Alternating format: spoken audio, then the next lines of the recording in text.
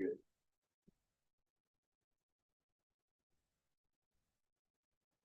right, hello and welcome to the December 15th meeting of the Parks, Public Spaces and Environment Committee. I am Libby Hutton. I am the chair. Thank you for joining us. As we change our meeting so that we are meeting in December, this is ahead of the January full board meeting. I'd like to go around the table of folks in the room on the committee to introduce ourselves, starting at my left with John Hare. John Harris. Mandy Yang. John Klein. Michael Kvack. Great. And Happy Hanukkah. And if our members who are online could also unmute themselves and introduce themselves. Todd Shapiro here. Did everybody hear me? Yes, thank you, Todd. Gail Kelly. Athena Tell.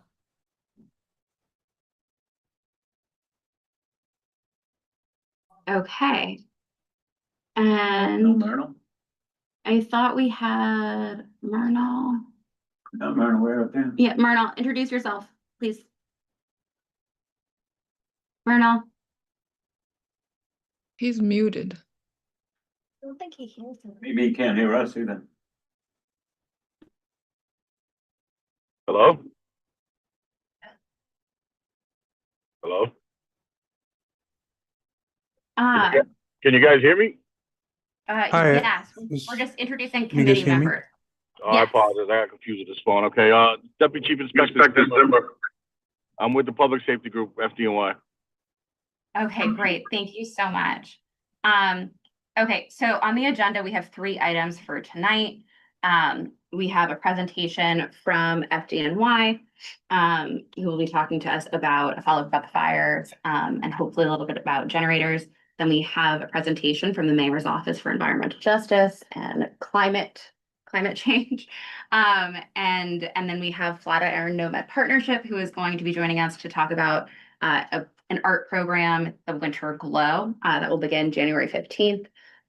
But first, we'll introduce, I believe, Sandra Sanchez from the fire department to introduce our other presenters and let us know about that and how the inspections have gone.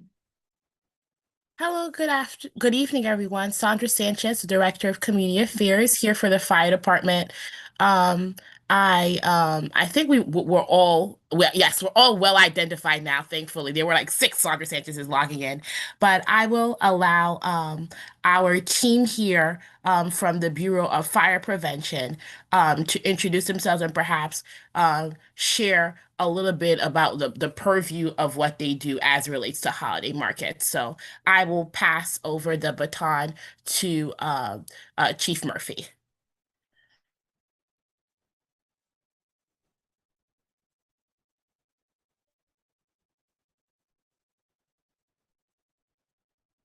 Sorry, I had to unmute. Is my camera on as well?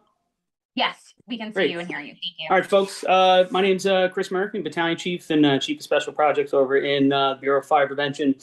Happy to get on with you on this topic and build towards future years as well. We have a crack team here of folks from Bureau of Fire Prevention. I'll let them introduce themselves.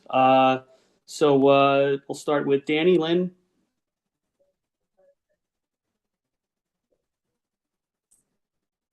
Good evening, Danny Lin, District Office Headquarters. I also have opposite to Chanel Thomas. Hi, everyone. Deputy Chief Inspector Chanel Thomas from District Office Headquarters. Brenna. Chief Inspector Breno Zimmer with the Public Safety Group. Thank you, sir. And anybody else from our Sandra Sanchez's would like to identify themselves? Also, Deputy Chief Inspector Kobash, Public Assembly Unit. Thank you, sir. I think that covers everybody. We're a teams organization at this point, so forgive our lack of enterprise skills here on the different platform. But happy to be here and happy to jump in.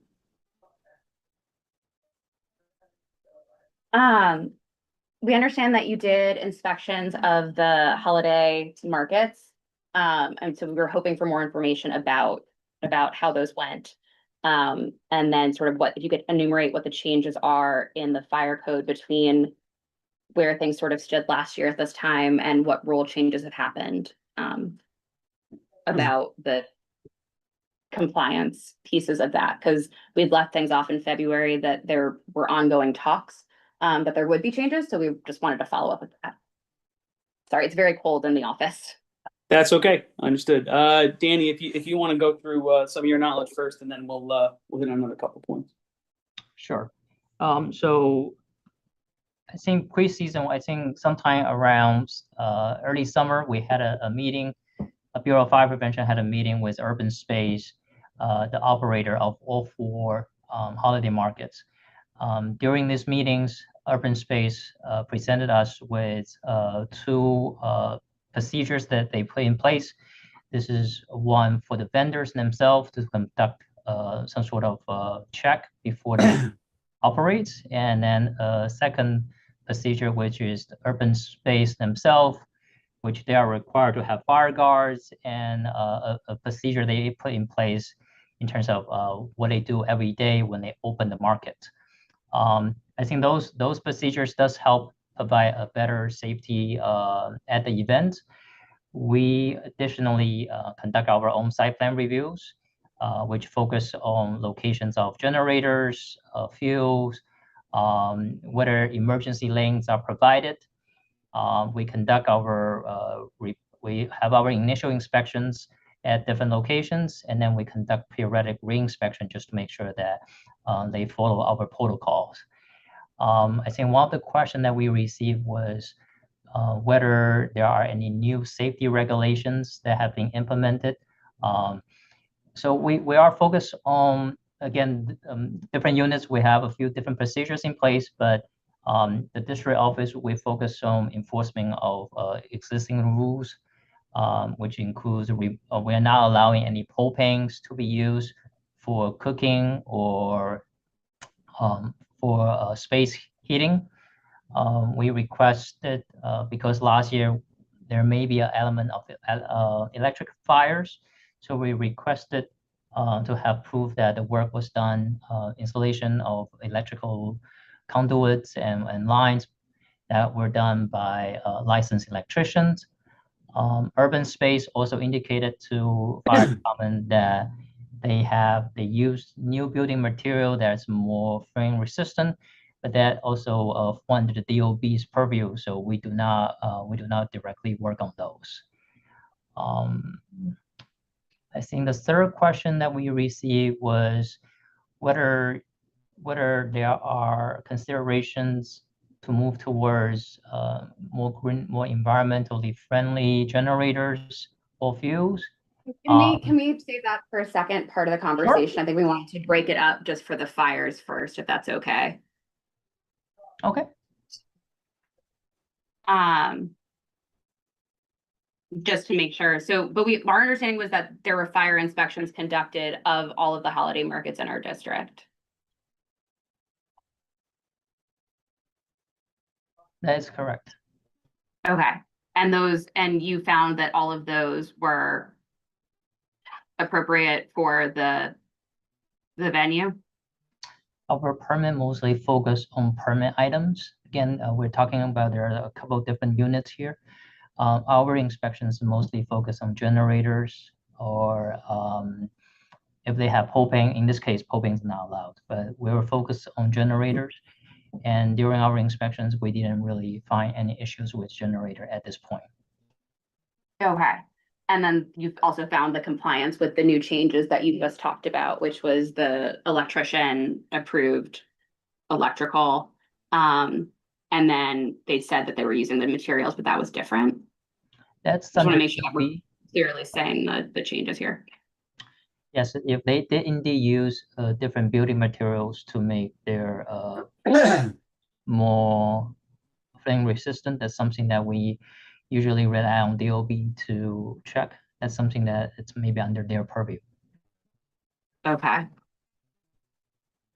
Are there any other I'm gonna open it up to questions from the committee, but if there's anything else that you wanted to share about how this is different this year and how the markets are different this year from your involvement, I think that's really where the outstanding questions are.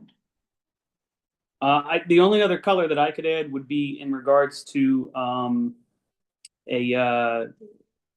guess we had to balance priorities at the Herald Square market specifically. I know NYPD showed interest in putting granite blocks in the path that had been developed, the 15-foot access path, and obviously to protect pedestrians. And at this point, those blocks are staying in place, even though it basically has the largest risk benefit would be to keep those blocks in place, but it does add additional challenges to firefighting, not just in the market, but in the general area as well. So we've been working with the team on our side and with NYPD and with counterterrorism to consider alternative options on ways for us to be able to access the space if needed with fire trucks, with equipment. But that's likely going to be a 2026 and beyond solution. In the meantime, the local field units, the local engines and ladder companies have been training on how to work through those challenges like we usually do. So that's been something that has been a focus for the last week or so, but we've been working through that. Okay. Thank you. If you don't have anything else to add on the fire changes piece of it yet, I think I can open it up for questions from the committee. I know I've got some more questions of my own, but I want to make sure that everyone has a chance to ask. Myrnal. Hi, thank you for taking the time to present here. So you said that the materials inside the temporary structures falls under the inspection of that falls under the Department of Buildings, even though these are not temporary. These are temporary structures and not permanent structures.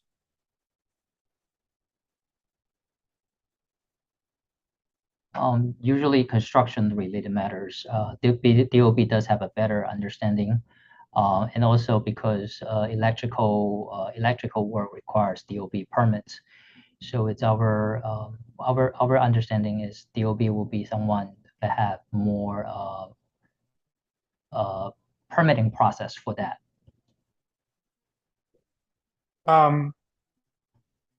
Do you know if that is what they do currently for any of the holiday markets or any of the other temporary structures in the city? I am not sure for that, as a matter of fact. But I do know that electrical permit does fall under DOB's purview. What about the actual material that goes into building?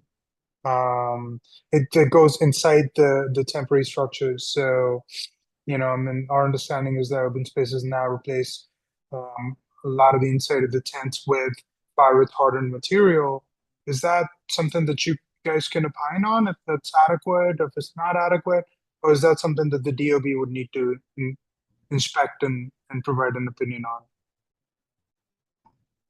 We can probably contact DOB just to see if they have someone who is working on this matter. Again, we do not typically look at this unit particular. We do not typically look at that part as part of our permit process. So like with Chief, sorry, this is Chief Zimmer. So like Chief Lynn is explaining is the Bureau of Fire Prevention, we're in charge of maintaining. We're not in charge of installation. That's all Department of Buildings. We make sure it's maintained. But anything that's flame retardant that we do need some type of proof, the vendors, the clients, they usually supply us an affidavit or something showing that the structure itself is flame retardant. So then, at the time when the permitting is done for the holiday market, the DOB should be inspecting the materials that go into building the tent, or is that not the case? They will regulate how what's the code for the installation. Now, when we come into the venue, we look to see the structure, and if they have anything else they put up that needs to be flame retardant, we will ask for some type of proof. But so were there any sort of like processes that changed from the fire department's perspective or like different permitting regulations that you put into place? Or is that more of a DOB thing and like the requirements for like their chem? Correct. So the requirement for the structure will come from the Department of Building. Okay, but so nothing has changed from the fire department's perspective as far as like how much clearance you need to have an exit plan or like the width of hallways and things or corridors? We're hoping to understand from like what has changed from a city like regulation perspective from last year. And our understanding was that some of that had changed at the fire department level, but it sounds like maybe that's not the case. Let me let's touch bases with my coordinator, my event coordinator is DCI Corbage. He can tell you if there's venues, what public assembly looks for when we go, and if we're actually permit these sites, which I don't believe we do. No, But he's my guy, and he'll know more. yeah, we don't the events, the market event. We usually don't regulate the market event. Any space which is used publicly accessible open space for promotion of products or service, they do not qualify for a TPA. On 42nd Street, we do have TPAs like ice skating ring, but that's regulated by the TPA. Every structure around that is not regulated by the fire department because they not specifically, DOB has to issue that TPA in order for us to do the inspection. And that's why these markets are not part of our inspections. Okay. That's really helpful information. But also I think news to this committee as far as like what the fire department involvement is and like the specificity between the permits, it's really helpful to have it now though. But it does sound like because these structures are more permanent, that's why it goes to DOB. No, it's based on the occupancy and the way the room is set up. If you're controlling the space, which is an outdoor space, 200 people and more, or indoor space for 75 people, where you're controlling the exits, like it's an ice skating ring, or the restaurant, which is the tent next to existing restaurant on the east side of that square block. That's where we have our inspections done because they applied, their engineer and architect applied for the TPA with the Department of Buildings. That's where we come and we do our inspections. Market is not part of it. Okay. And that's for when they do it in advance of them. Yes, Building usually it. TPA, Okay. usually file a TPA at least 10 days before the event space start their events. Okay. And we did inspections on both of these spaces in 42nd Street. But it's not those corridors, like for Union Square, No. for example, you wouldn't have done anything for a temporary primitive assembly for that, even though it has very high foot traffic. Exactly. And even though doesn't- the structures are there for a month plus. Yes, you can have 20,000 people there if it's not restricted where the exits, it's impeached. It's not gonna, we're not gonna do the inspection because it's not controlling your exits. Like it's a ice skating ring or the restaurant on the other side where you have exits, where you have calculations being done, how many people can come in and out. It's based on people at the space where it's controlled. That's why we have those two TPA spaces in that. But market space is not part of the TPA. Is it not? Okay, I think this is news to us a little bit, but I'm also confused by, does it not count as an exit or like a constrained space when there's only, I don't, like 10 feet? Like the way that corridors work, it's only so wide. And so if something were to happen and you'd have to get a large number of people out, they would have to go through a narrow opening. It's not like It's about you the take a field. it's about the space that you're controlling the space itself. Once you have people inside the building, you have to control that space, how people can come out. On the market space, you can have as many people coming in and out. It's not controlled. That's where the difference is. Is that because So it's in not a enclosed, door? Is it because there's not a door? Or it's not about the, like at a concert, say it was an outdoor concert venue, but you have bike racks limiting the entry, but there's no like swinging door? Does that also not have the Yeah, same it sort of doesn't fire have, code? yeah, it doesn't have to be a swinging door. You can control it with all kind of fence. Any way you control the space for people coming in and out, that's where the difference is between the temporary place of assembly, which is the ice skating ring, and the restaurant on the other side, and an open market, which is not controlled by the TPA, and the people can come in and out from any other side of the street. But there's only, okay, because there's only 2 entrances for each of the corridors, at least in some of these markets, so that's. If you want to control the space, you can file a TPA with the Department of Building, which DOB will give you an amount of people that you can have inside that space. And it will be limited probably based on the square footage of the space. Obviously, you're going to have a fire guard for the space, but it can be controlled if you want to file a TPA with the Department of Building. But ultimate agency for providing you with a temporary place of assembly, it's the Department of Building and a number of people in that space. Okay, Marnell, I think you had another question. yeah. So I guess my question is, how can we have you guys look at the park as a whole? So say, for example, I'm not talking about the Union Square Farmers Market, which is a little bit differently designed, but say, for example, we're talking about Bryant Park.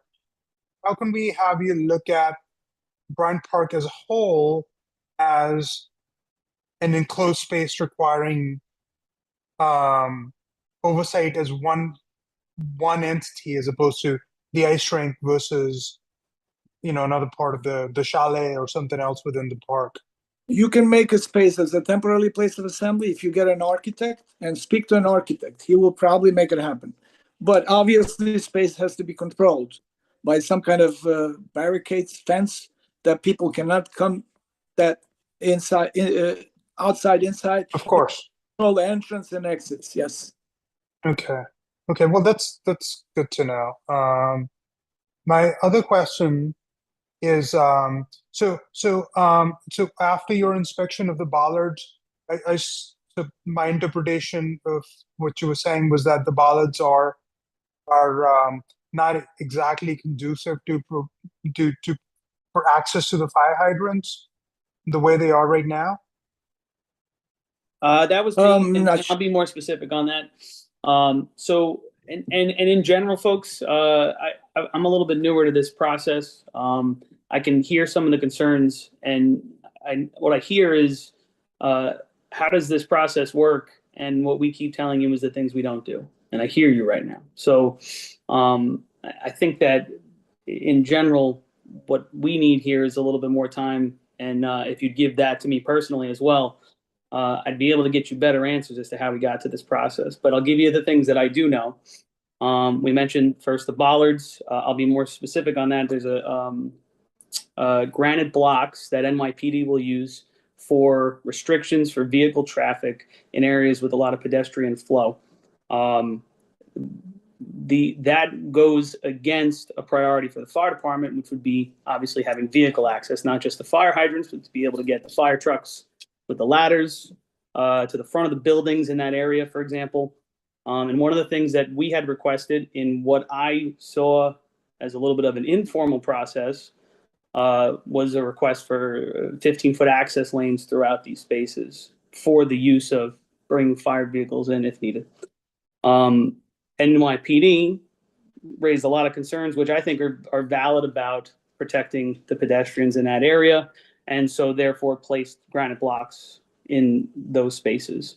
In general, I think the risk to the pedestrians was higher than the risk to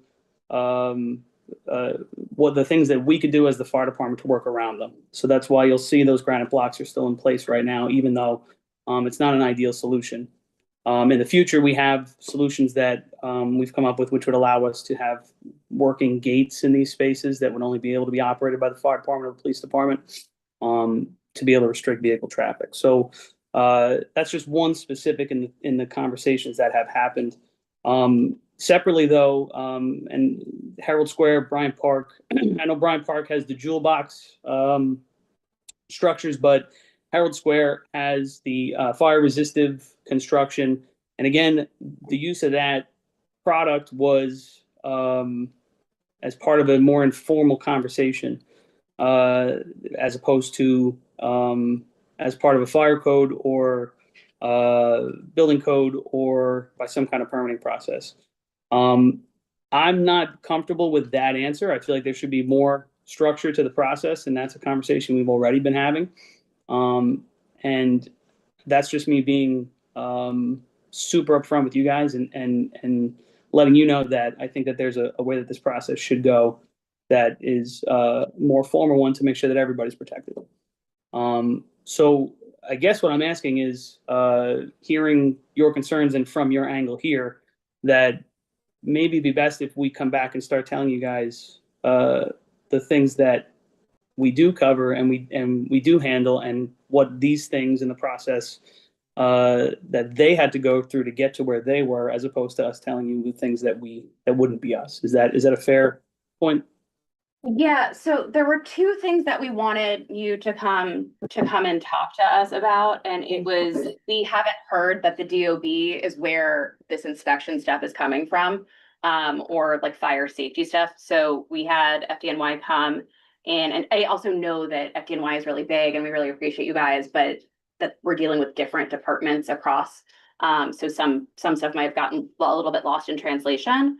But we wanted to have a follow-up to the two meetings we've had previously, one in February and then one in July, about like the two markets that had fires last year. So the Herald Square 34th Street, as well as Bryant Park. And then as part of that, we wanted sort of like the overall inspections to be like, yes, they're doing the things they said. And then we had sort of a policy question about, and it was a follow-up from that February conversation of, okay, these are obviously these longstanding markets that are pretty permanent. So it kind of makes sense to me, at least, that like if DOB is regulating it because it's basically fixed structures for over a month, it's not like a one-day pop-up street fair. So the street fair rules it's not really the same thing. It's more structure. And I think some of the questions you're getting about the controlled space is because of how, at least certainly I'm thinking about it, of access. If you had like a big crowd trying to surge away from something, that you can only get out within like 8 feet of space at some points, that like that feels restricted, even if there's not a gate and even if there's no ticket to get in, that it feels like the exit point, the egress isn't as wide as it could be. But I think the questions that we're asking is more because we'd hope for you to talk about sort of the update on the fires and a clarification on what, because we've heard a bunch of stuff, I'm pulling it up now, of like all the different kiosks and like the trainings that they had done on the urban space side of things. But we wanted to hear from the FDNY, like what standard operating procedures had changed at the city level. And it sounds like what you're telling us is that you're not involved in that part of it, but also that you agree with us that maybe something else should happen from a policy standpoint to make it a little bit more formalized, because these are these longer standing things. But that's where some of our confusion is coming from, as far as what the inspections are. And then separately, it was to talk about sort of our own environmental view, since we have you on the generator stuff and the generator piece of it. What you're saying about access to the 34th Street Market and the granite blocks is new information to us that we did not cover when we were having them in to talk about their fire safety plan. So that is also why you're having a little bit of concern from us, so that we hadn't heard that previously. So I'm really glad to hear that you're training around it and you're amazing. And of course can handle and would never let anything happen that wouldn't be safe. But it's news to us, which is part of what I think that we're hearing. So it's really just the update on the inspections of the holiday markets and then what the rule changes are. Those are the two like main things on the holiday fires that we wanted to hear tonight. Can I just finish my question there? Libby, just very quickly, I just want to know how they feel about access to the fire hydrants the way things are right now for the market that is currently going on, or the markets that are currently going on. Do you guys feel comfortable with it? It's a good question. I've been in contact with the local battalion commander, and they've reviewed the site. Obviously, we as the fire department would prefer to be able to have full access to the space at all times, but that's fundamentally not an option and still be able to have the street fair, right? Or to have the square market. We could just keep all the streets empty and it'd be a lot easier to get all the fire trucks around. Okay. But from what he's told me, they've been able to pre-plan with the teams that are in the area. And they're comfortable with the fire protection that we have right now. But there's always an opportunity to keep improving and to keep making sure that we're doing things better. And I'm coming to you guys with as much transparency as I have. And your points, I'm sorry, what was the name of leading the charge? I wanted to, I'm sorry, sing it. I'm Libby. Libby, I'm sorry. I didn't have your name when I went to speak your name. Both concerns, the best answers that I can come to are the ones that Danny brought to the table earlier, but I feel like that's kind of a silo of the inspections and not a full breakdown of all the inspections that you would have seen. Same to your answer before. I feel like we didn't come fully staffed here today to be able to answer all your questions. And I think they're all super reasonable too. And so as someone who's a little bit later into the process, I've only been assigned to the Bureau of Fire Prevention for about a year. So there's been a little bit of catch up on my part. I'm more coming to you guys individually to say that I need to do a little more homework and come back to you to be able to answer this question in a more holistic way as to how permitting happened through this process and also how we can make sure that it happens better in the future too. All right. But I can say that from a fire protection standpoint, the battalion commander in that area in right in Midtown is confident with our ability to keep everyone safe in the structures and buildings in the area. All right. Yeah, no, that's definitely helpful to hear. I'm glad that you feel that way. I think that I'm looking at, I pulled up our letter from July and stuff that we weren't able to just discuss with FDNY at that point. But we wanted feedback on your thoughts on what the fire safety plan was from those markets, because the standard operating procedures we didn't have until the fall. So I just wanted to follow up about those, of like whether or not that was like sufficient. But it sounds like that's maybe a bigger question. Yeah, I would say at this point, Libby, you don't know me, but I follow through on this stuff. If you can forward to me what you have from that email in July, forward to me what you have from the fall. And there'll be a couple of names on that email that I'll have to have a nice conversation with, because if they were having meetings with you guys and now they're not here today, that's pretty not okay by me. Well, they were different departments, so within FDNY. Okay. Yeah. So then let's get everybody. This should have been a meeting with everybody together. Then obviously, we're missing part of the picture here, and obviously that's what you guys are trying to achieve, right? Is let's get a full understanding as to how this works. Yeah, I mean, I think that's sort of what our secondary task was figuring out if there's any sort of policy changes or ways of approaching this differently, like holistically, since we have so many markets in our district. Is there a better way that would policy changes that you all would like, since you're the experts in it, and we just want to make sure that we don't light tourists on fire. We can avoid it. So I'm passionate about that. I agree. Yeah. I know, and it actually helps to have you guys as a separate voice than necessarily the vendors or the operators or DOB or FDNY. Obviously, your goals here are pure, so we can count on you guys to make sure that the folks who are in the area are being heard. So let me get back to you. Can we book something else? I'd love to come back to you guys in a month and have some strong answers and a more comprehensive list of what's going on. And we can also set up a call. I'm happy to have Josh set up a call for us to follow up on some of the holiday markets. So in the interest of time, we can table that conversation and we can follow up on that. But since we have you here, are you prepared to answer the generator questions that we have?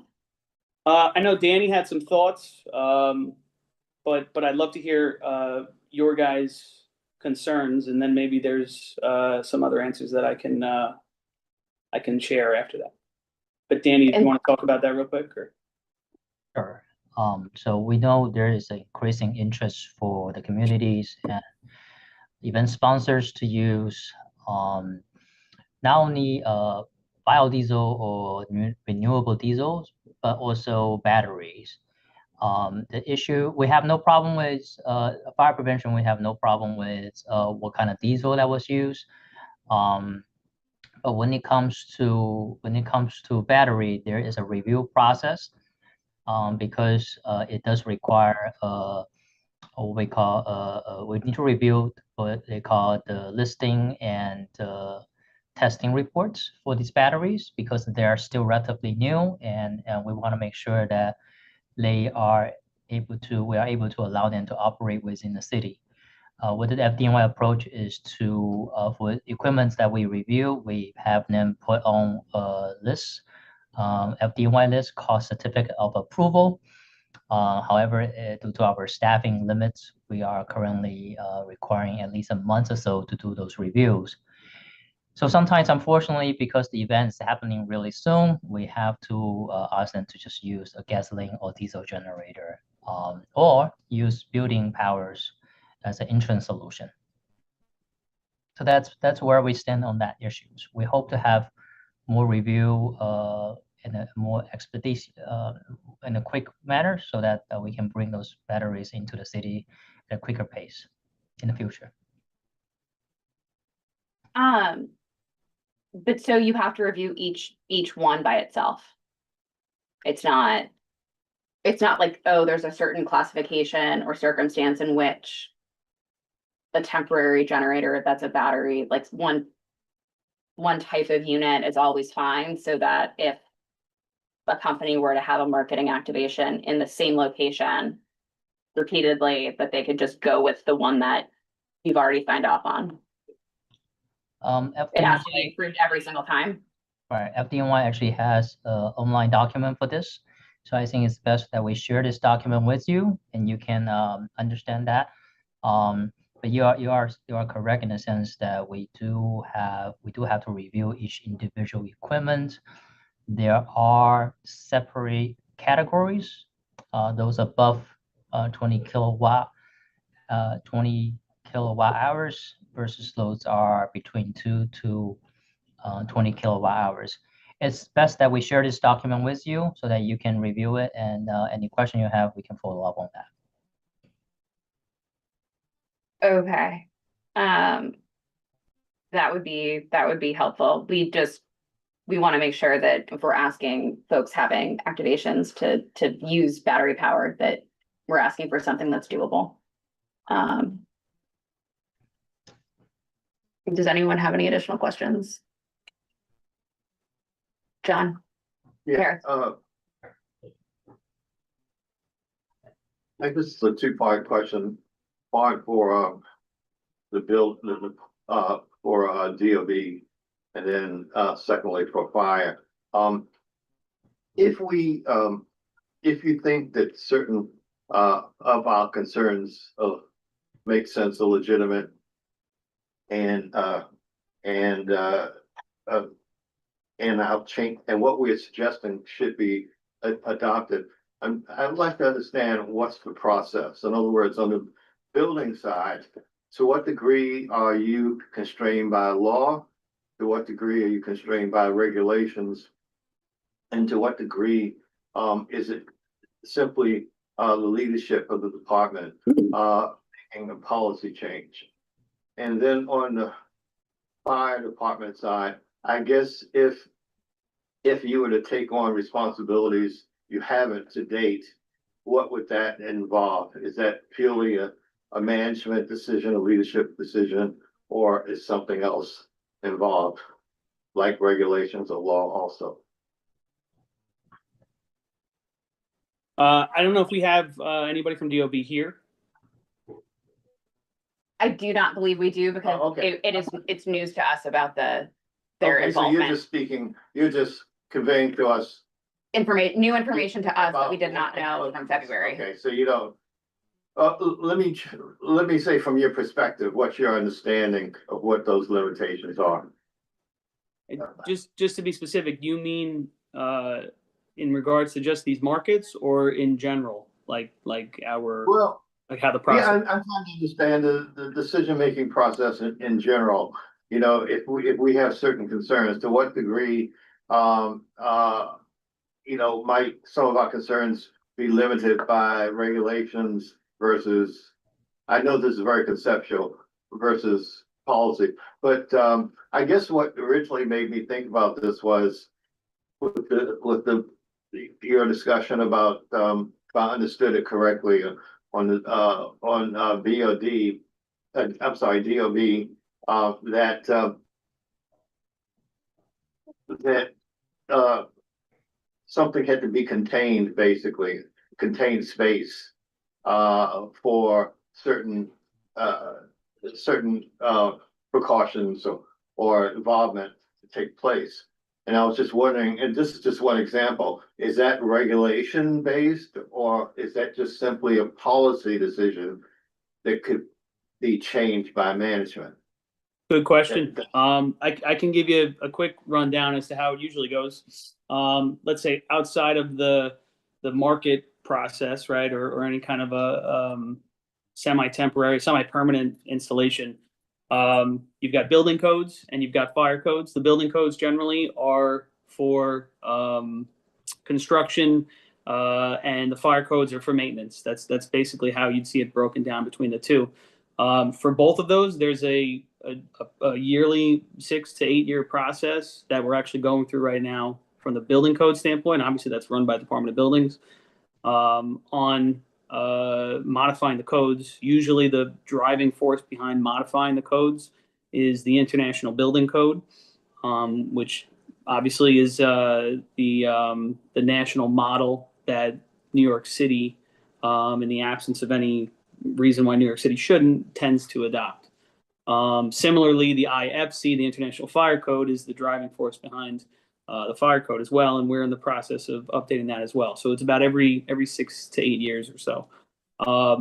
How we incorporate a community board voice into that, I don't know. That's that I'm not super familiar about, but I would imagine that your local reps would be able to get some of your voices heard in that process if there was something specific that you were concerned about.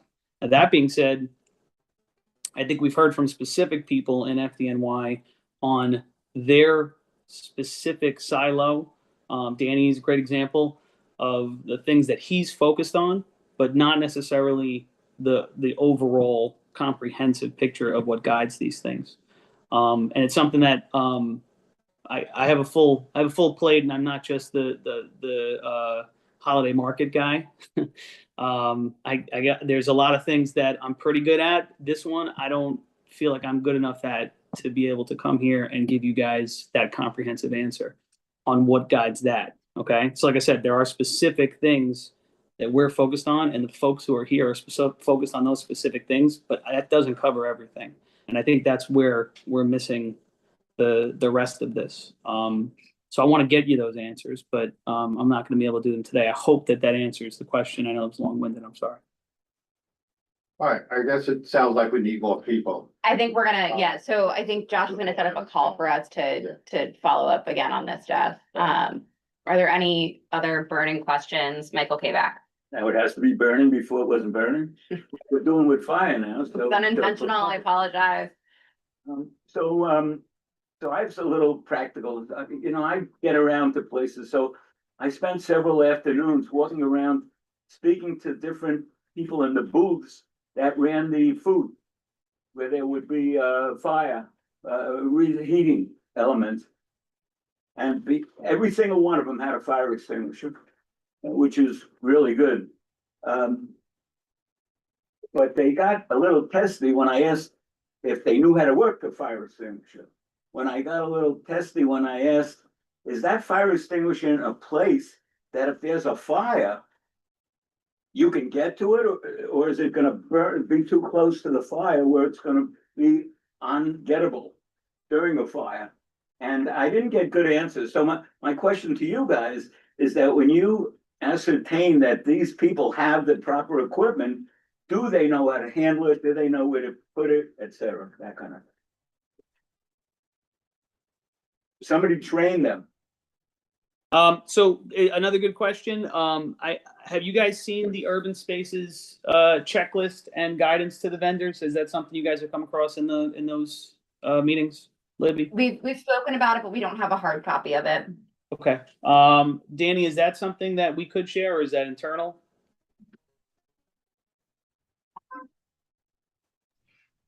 I would say Are that you telling us that you guys don't do that they do it? Is that what you're saying? No, well, and again, whether or not that's guided by code, or if this was something that was done informally to ensure fire safety due to the fact that we're only dealing with one vendor usually in urban space, I don't have that answer for you. But I do know that there was other steps taken, and maybe this answers some of the questions that have gone open up to this point. There was steps taken with urban space, and again, it could have been an informal process, but in what was expected out of the vendors that were on site, one of those was, as you mentioned, having a fire extinguisher on site, and I believe a trained fire guard. Danny, I don't want to. I'm not positive if that's an internal communication or not. Let me confirm that before I send it out. But if it is, it's yours. Okay. Okay. Go ahead, Danny. I would say we could definitely look at what document can be shared with the committee when we come back to the second meetings, or when we can provide some feedback afterwards. These were documents they provided to us through another agency, so I would say if we could just double check with the other agencies just to make sure they are able to have them shared, that we will then share it with you. I think some of the document we get actually came from Parks Department. When they were first discussing another location that's outside of committee, Manhattan Committee for number 5. Okay. Yeah, let's definitely make sure that we're all on that call together. I think Josh should have already sent you an email to start scheduling that for us. Sounds like we've got a lot more questions to So offline about. what's the answer to my question? I don't understand. The answer is that we're going to follow up with them and offline to get a more clear picture of all of it together in hard copy. That a bunch of the information came to them through a different agency, because this is, many silos exist. There isn't any single person who is in charge of this one single type of thing. So they do all of the urban space stuff. The specific questions are more answered by urban space. It's less to do with the fire department. If that makes sense. Maybe we can get that done before the warm weather. We are gonna set up the meeting. So in the interest of time, does anyone else have any additional comments? But otherwise, FDNY, thank you so much. I think we're gonna set up calls for all of us to make sure that we can follow up with all of this stuff pretty quickly.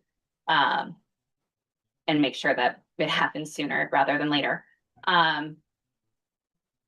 Any other comments? Okay. Yeah, so thank you so much. Definitely expect a call. And I think email that you probably already have in your inbox from our office to set that up, to follow up, because I know that your job isn't just holiday markets, and that this sounds a lot more, there are a lot more moving parts than even we realized. So we appreciate all of the information that you brought to us. Thanks everybody for patience on this. We'll I'm not going to let you down. We'll get some better answers on this and make sure that everybody knows what's going on. Okay. Yeah, let's definitely hop on a call in the next before the holiday break. Let's make that happen. Okay. Moving on to our second presentation, we have should have Paul from the mayor's office should be on our call. I'm here. Amazing. Okay. If you want to introduce yourself and the office and Sure. Yeah, and tell us a little bit about has to do with our first presentation for our environmental remit and our new area of issues for this committee. So we are very, very, very excited to have you here. Great. Thank you. Yes. So I'm Paul Lozito. I'm the Deputy Executive Director for the Mayor's Office of Climate and Environmental Justice. I'm also a former Parks Committee Chair for Community Board that oversaw our environmental work for Bronx Community Board number 4. So I am excited to be talking with you today. I feel like I am part of the alumni network of which you are part of. So I'm thrilled that this is a new focus area for you. I will spend today just as quickly as possible going through our office's work, the Mayor's Office of Climate and Environmental Justice. I'll share a slide presentation very quickly, and then I'll be available for as long as I can to take some questions. So the first thing I will ask is if you can see my screen. Yes. Great. So, so what we'll go through is what is the Mayor's Office of Climate and Environmental Justice, some of our focus areas, climate hazards and solutions, highlights on some of our work, ongoing planning efforts, and then I'll take your questions. So our office started in 2006. Our office started as the Office of Long-Term Planning and Sustainability. It started under Mayor Bloomberg with actually our current Chief Climate Officer, Rit Agrawal, who is also our DEP Commissioner, who came back to oversee our office in its current form. And that Office of Long-Term Planning and Sustainability, that's where we started. We started with how do we reduce our impacts on the environment? And that's effectively what we try to achieve in our sustainability work.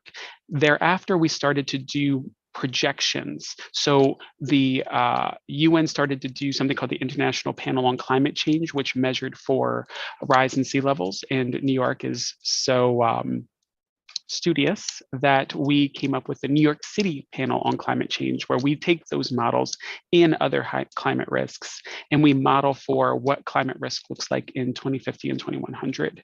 What we do through Plan YC and through other efforts is we try to take those problems that we identify and turn them into solutions. So sea levels rising, what do we do along the coastline? We have more torrential rain events because our climate has shifted from a temperate climate, something akin to Boston, to a humid subtropical climate, which is more like weather we have with Atlanta, which means we see the flash floods that you know. How do we address those through cloudburst events, or cloudburst events through cloudburst projects, green infrastructure, and otherwise? And then how do we do so in a way that's centered on equity, right? So climate hazards and solutions, this is what I was talking about. Extreme heat, we're seeing hotter and wetter summers. Extreme heat kills more than 500 New Yorkers a year, primarily in Black and Brown communities, as evidenced in our EJNYC report, which I'll talk about later. We have extreme rainfall. You live that, you know that, we know that together as a city. As I like to describe to my niece, I used to see weather come over the course of a period of time. If it was going to rain, it would be a cascade of clouds that came perhaps in the morning, and you couldn't discern between where it was raining and where it was not raining. What you're seeing now in some of our extreme rain events is you're seeing the actual cloud with the cloud burst coming at you in real time and experiencing that. That is not something that we typically had in the past. We have chronic tidal flooding and coastal storm surge. You know that from Sandy, you know that from other flood events, especially along the coastline. Climate hazards in your community, right? So extreme heat is a climate hazard. You're an urban community, we know this, and exposure to flooding due to extreme rainfall. That's another significant concern in your community because you don't have a lot of impervious surfaces. You have impervious surfaces. You don't have a lot of porous surfaces. My apologies. And then going into this a little bit more, temperatures in CB5 are typically 2 to 4 degrees higher than the citywide average. Exposure to flooding due to climate extreme rainfall is expected to increase in the coming decades. How are we? Again, those are some of the climate hazards. Let's talk about climate solutions. We have blueways. So we daylight rivers and streams and tributaries that we have built over as part of DEP's infrastructure, the Department of Environmental Protection, which is responsible for our sewer system, both from rainfall flooding and from wastewater. Cloudburst projects, again, these are projects where we look to rapidly detain water when it falls rapidly from the sky. Cool neighborhoods, how do we make sure that where we have impervious surfaces, we introduce more porous surfaces, more green space, more trees, more opportunities for the sun to hit a surface that does not warm and then reflect that heat back at us. Resilient grid, something that our office works on. How do we increase the prevalence of solar and renewable energies, coastal resilience. How do we make improvements to the coastline in a way that both attenuates flooding and serves as a benefit to the community over time? Resilience hubs. Do you have a place to go in a extreme rain, on a hot day, to get away from a climate hazard as defined by our office in Plan YC, but also is there a space where it has a co-benefit, someplace that you might go all the time? Resilient playgrounds, we do a great work with the Trust for Public Land. Some of our playgrounds that we've built on New York City schoolyards can detain up to 1 million gallons of water in a torrential rain event, which makes those playgrounds one of our cloudburst projects that are referenced above. Urban agriculture, how do we integrate growing food appropriately into our environment? Urban forestry, we'll talk about that a little bit more with the urban forest plan. And we've talked with your district several times with your council person, who is a co-sponsor, Councilperson Botcher, and then energy efficient buildings. Our work again. So the way we do Plan YC is a quadrennial requirement. Every 4 years, we analyze the findings of the New York City Panel on Climate Change and other data. We convene a sustainability advisory board of experts on how to make sure that we are coping with the future in a way where we reduce our impact on the environment and the environment effects on our everyday lives. That was published most recently in 2023, which actually describes some of the projects that we're talking about here as goals that we should meet over the course of this quadrennial cycle. Our next Plan YC will be in 2027. We issue annual updates every year to keep us accountable. We are on track with over 90% of initiatives outlined in Plan YC, and we have over 50 initiatives articulated. Here, goals in progress. Support building owners in complying with local law 97 and emissions reduction goals, decarbonize affordable housing through installation of heat pumps, electrifying affordable units, requiring new construction to be electric by 2026, pursue fossil fuel-free city operations. We work with DCAS closely on that, maximize climate infrastructure on city-owned property. Again, making sure that when we have public buildings and facilities, that they also detain water, that they also generate energy where practical, and they reduce their impacts on the environment. So the city wants to be the first in class as a model for private property and decarbonization. Connect New York City to the clean electricity resources through large-scale renewables, and try to meet workforce development goals wherever practical, and assist building owners with clean energy projects and solar installation. So those are just some highlights of what we do through Plan YC. And then we have, in addition to an established plan, ongoing efforts. We have the Urban Forest Plan. The Urban Forest Plan seeks to increase our tree canopy to 30% by 2030, well, to 30% as dictated by the plan. The plan is under development.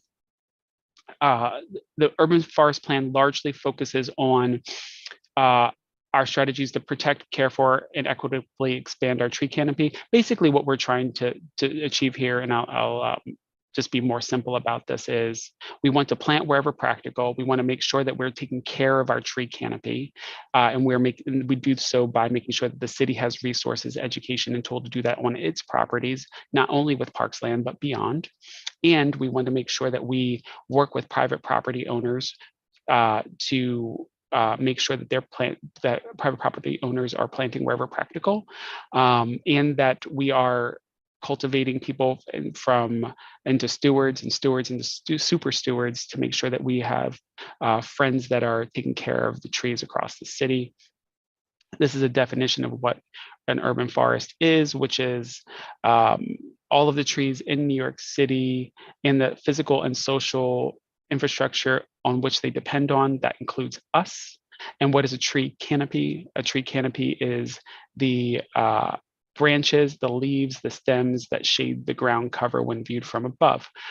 the reason why that tree canopy is important and the reason why our office is tasked with doing this plan is in part because we have a goal in Plan YC to address extreme heat, and there are significant benefits from cultivating a tree canopy to help protect us on hot days. Principal goals of the urban forest plan are prioritize equity and environmental justice, increase community involvement, as I talked about, streamline monitoring and management and stewardship. So if you plant a tree, make sure that you're taking care of it over time and you're checking up on the tree.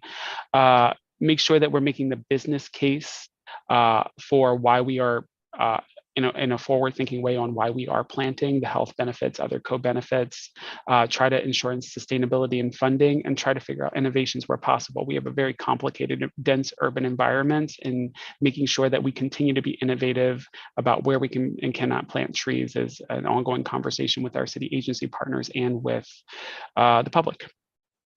Environmental justice plan is another ongoing effort that we have, right? Environmental justice is the principle that all people, regardless of race, disability status, age, and socioeconomic background, have the right to live, work, and play in communities that are safe, healthy, and free from environmental conditions. EJ originated from a grassroots movement to address systematic injustices and ensure meaningful participation when identifying solutions. We are tasked with this work through two local laws, Local Law 1664 of 2017. Basically, we project manage based on those laws, which are actually very forward thinking. The first is to establish a report, right? Reports typically are not seen as remarkable. However, what this report does is this tells us everything in it provides a methodology for why things are wrong in some of our communities. So we know that there are have and have not communities, and it goes into great detail to talk about what those haves and have nots are and why they are that way, stemming back from redlining, stemming back from discriminatory practices, and what that yields in terms of health outcomes and disparities in these communities. We map that in our EJNYC mapping tool so that you can see in your community in real time what the health indicators are that perhaps are a challenge. We provide that service citywide. So while we have robust data that evidences that there are significant concerns in environmental justice communities, you can zoom in Chelsea or in your community board and be able to identify from the over 60 layers, I'm sorry, over 100 layers, issues in your community as you're having ongoing conversations with your nonprofit partners and with governmental institutions. We're in the process of developing an EJNYC plan. The plan is intended to resolve issues wherever practical identified in the report and issues that would be evidenced in the EJNYC mapping tool in a collaborative way with the public. 44% of our communities, 49% are in disadvantaged areas, EJ areas. Our criteria aligns with the state's criteria. I'm going to go fairly quickly because I know that there might be questions. And so these are for the EJNYC report and mapping tool. They're contextual chapters that we focus on: access to resources, really stemming back to redlining, access to safe and healthy housing, exposure to climate change, exposure to polluted air, exposure to polluted water, and exposure to hazardous materials. Those are issues that we are seeking to tackle and address. What does that look like in your community? Again, I've already said this. We have the EJNYC mapping tool. Again, 115 plus layers. The number of layers keeps increasing, so my apologies on that. Pop-up content with interpretive information embedded with all layers so that you can actually see what that means in your community when you see a challenge or a harm or a indicator that is above and beyond other communities around you. And we have new to this map, the first ever flood vulnerability index. We're working on energy cost burden and chemically intensive small businesses. Everyone can use the EJNYC mapping tool. As I said, communities, advocates, government, and researchers, really the goal here is to make sure that everyone's speaking from the same logic, so we can all look at the same map together, published by the city, and say what is or is not wrong. We've talked about the EJNYC plan. What the way our process looks like is we're working with core environmental justice partners to look at the over 115 layers and look at all of the issues identified in the EJNYC report. Our goal is to work with our agency partners. We've convened over 20 city agencies to figure out what solutions can be offered to address environmental justice issues. We have a couple key principles here: distributional equity, structural equity, and procedural equity. So distribution, making sure that we're equal when we provide resources across the city. Structural, meaning that it's not just about the past, it's about how to prioritize resources fairly moving into the future and removing those impediments. And procedural, being that we want to make sure that we're consulting with all communities while we're crafting the report. And that's it. Thank you, Paul. I appreciate your chairship on your community board too. I feel like we probably have a lot to offline and chat about more. I want to open this up to questions from the committee first, because I want to make sure that everyone has a chance to jump in. We've got a lot going on. All right, I'm going to start with people in the room. John Klein. Yeah, I saw there was one of the slides you were talking about local law 97 with the 2030 implementation date. Is that the current implementation date? Because I remember there was some discussion about it, like potentially getting delayed or pushed back or something like that. I mean, I think you'd have to consult with the Department of Buildings. Also, accelerator.nyc can give you the best on your particular building. Accelerator.nyc. I'm going to try to type that into the chat now. They'll be the best to guide you on where we are with local law 97 and how it pertains to your particular building. It also will be able to help you understand where your building is in the ecosystem of compliance. Cool. So I Thank will you. send that to you right now, host and panelists. There you go. Okay. Josh, can you flag that and then mail it to us? Okay, Mandy. I had a related question. I'd love to better understand kind of the office's involvement with the enforcement of some of the programs and initiatives that have been introduced, like Law 97, and kind of your role as more of an advisory body or helping with implementation and the nature So we of work, it.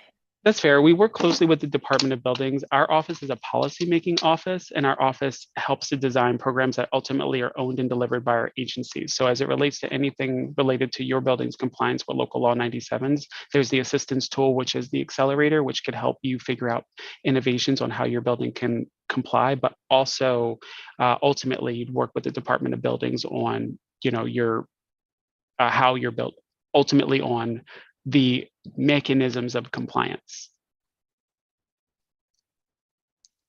Okay, Gail Kelly. Gail, you're on mute. Thank you for telling me that.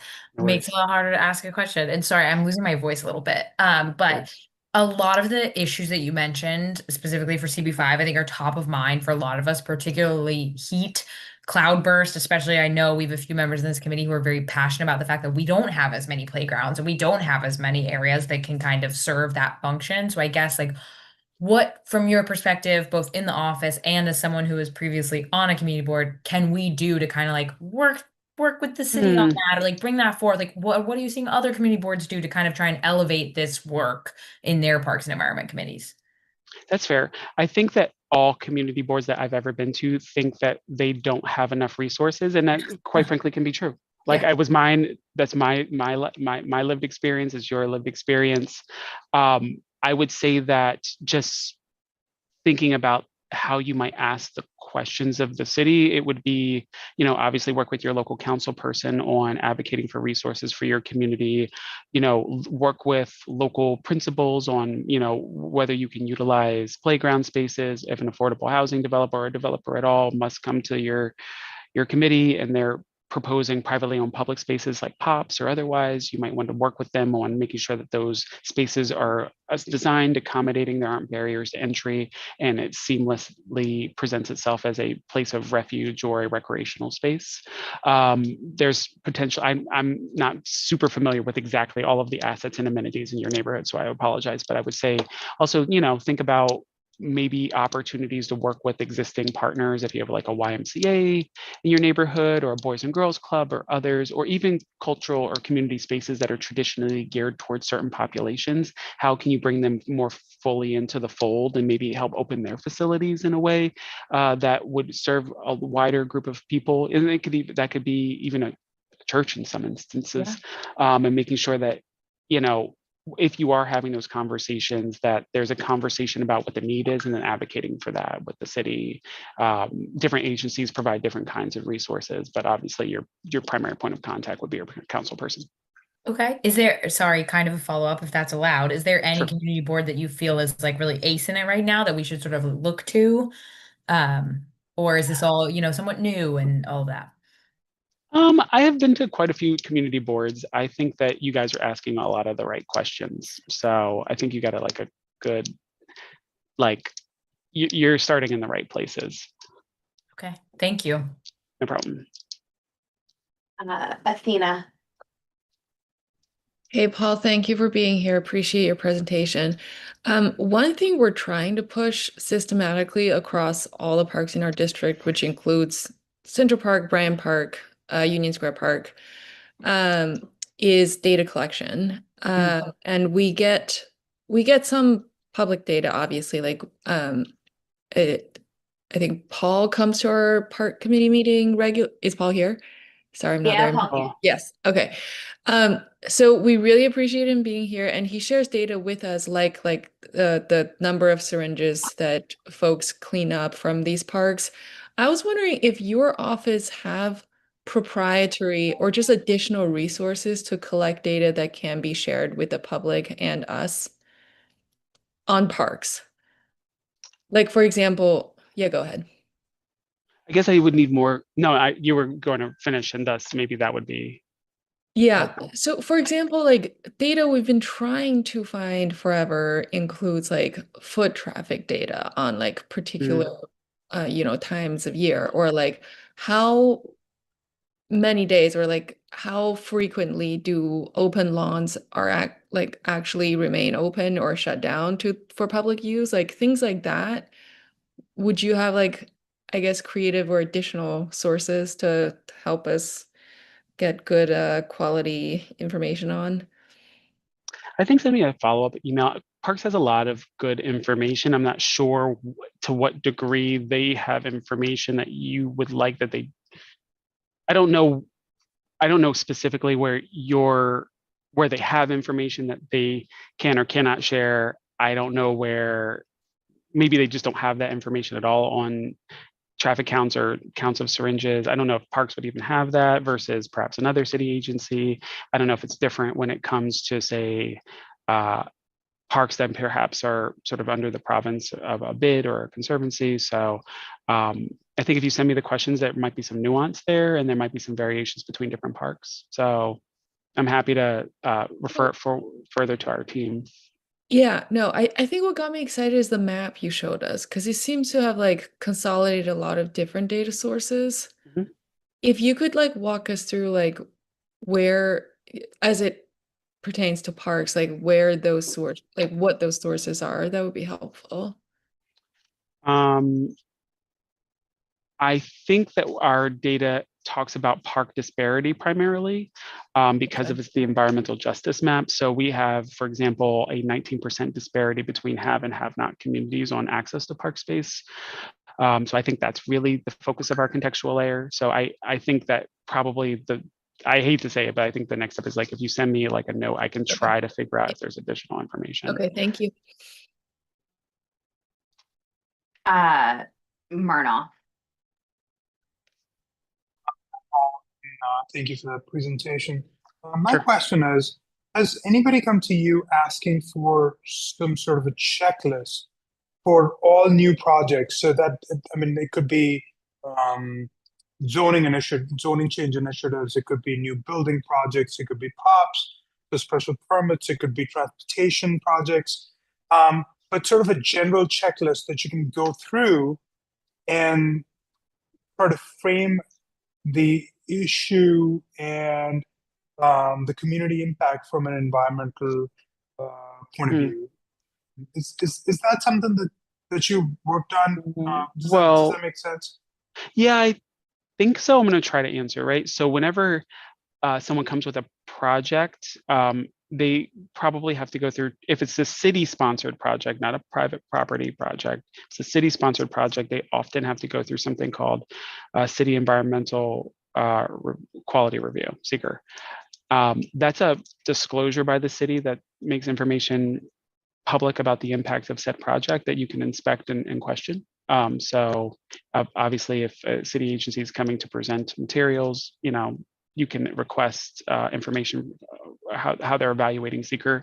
SEQR is online. It's got 16 chapters that range from shadows to open space, impacts on landmarks, the urban form, stormwater, etc. So that's a lot of opportunity for you on a city project to opine. If it has to go through SEQR, certainly private property projects don't typically have to go through SEQR. If they're seeking certain city permissions, they may. So that varies from case to case. I think that when you're talking about sort of an inventory of all conceptual projects, I'm not quite sure. I guess my question isn't so much about all projects, and it's not so much about the negative impacts of new projects. My question was more about how can new projects that are going through have a positive impact? And the environmental impact studies are done, the SEQR is done. So that would be more for sort of the negative side of things. My question would be, how can you use these projects, or we use these projects as a way to make a positive impact from an environmental perspective? So in other words, yeah, go on. New POPs goes in, we're like, all right, new POPs going in, they're going to have trees, so that's great. But how do we make sure that the trees that are going in are the right trees? Or if this, should we be asking about permeable surfaces in this kind of POPs as opposed to another kind of POPs? And I'm just throwing this out there. Is there a checklist or sort of an easy reference for us to make sure that we're asking the right questions? That's a good question. It's situational. So I think when you get something to inspect, then I would probably ask most of those questions depending on what it is. So if it's a affordable housing development, or it's a housing development looking for maybe even landmarks approval, I'm not quite sure. It depends on the case. It could be a multitude of different approvals. Ask those questions, like what kind of trees are you planting out in the front? Does it conform with parks guidance? Is parks planting? Or is the developer planting? Who's watering the trees? What is the maintenance cycle? I think those are all really real and fair questions. If it's an improvement in a public park, is there an opportunity to introduce more impervious surfaces to make sure that there's more green versus gray? Like, definitely ask parks, who typically consults on the design if it's substantial. And the kind of the list goes on. So I think, unfortunately, well, maybe not unfortunately, but I think what I'm trying to say to you is that ostensibly you are the list, right? A project will come to you and it's very subjective, and just asking all of the questions about your concerns will help you yield a better outcome.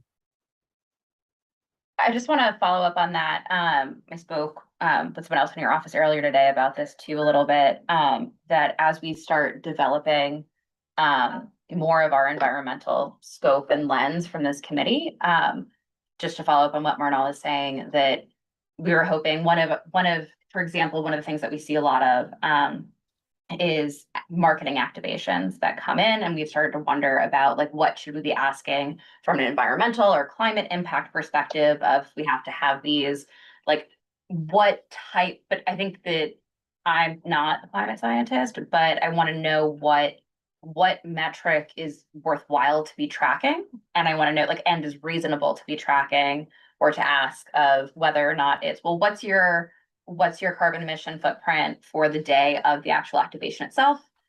But does that include the load in, or is it like something to do with the generators, or the amount of waste produced, or trash or recycling or compost, or like those types of things, and starting to build out like a toolkit for say like our activations, like our marketing activations that we see a lot of in our district. But to Murnall's point, I say there is something going in a private area, or there is a public works project going in.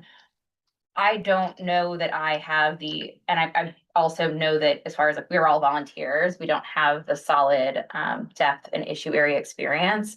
But is there a way to maybe think about developing a toolkit to kind of have a checklist? And sometimes it'll apply and sometimes it doesn't, but to develop it so that it's sort of a toolkit of, hey, this is a really cool like bench thing that is also a rainwater collector. And so if there's a new project going in and they're scoping something, be like, hey, can you add this type of feature or this type of technology, whether that's, rainwater collection in a specific manner or a manner, or the types of surfaces or what the technology is on the permeable surfaces? Like, what are the specifics? Because I think that some of that we don't have the expertise for, but help or assistance to develop that out. Maybe it's not your office, maybe it's elsewhere. But I think that that's something that we're looking to develop. And also as far as like what we ask of people's applications or what we see sort of routinely, to build that out in a way that has an environmental lens. But like knowing what those questions are, I think would be super helpful for us, of like what is helpful to know. I hear where you're coming from. I'm trying to think through what that kind of a flow chart or checklist looks like.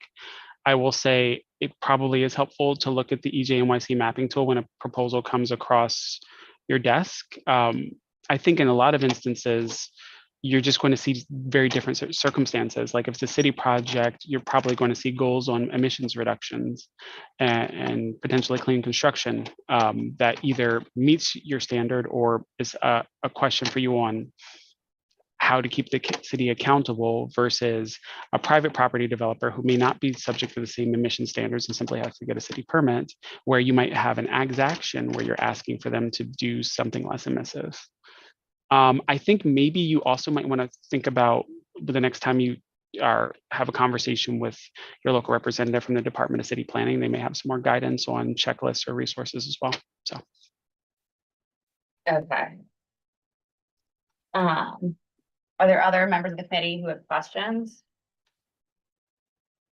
Michael Payback. Yeah, hi. I'm just curious.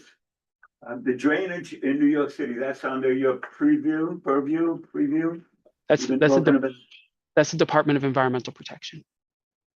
So the drainage is not, you just are concerned with the surface absorbing water like Central Park or the East River or the Hudson River, where there's no book storage or subway lines or pipes or basements in the way.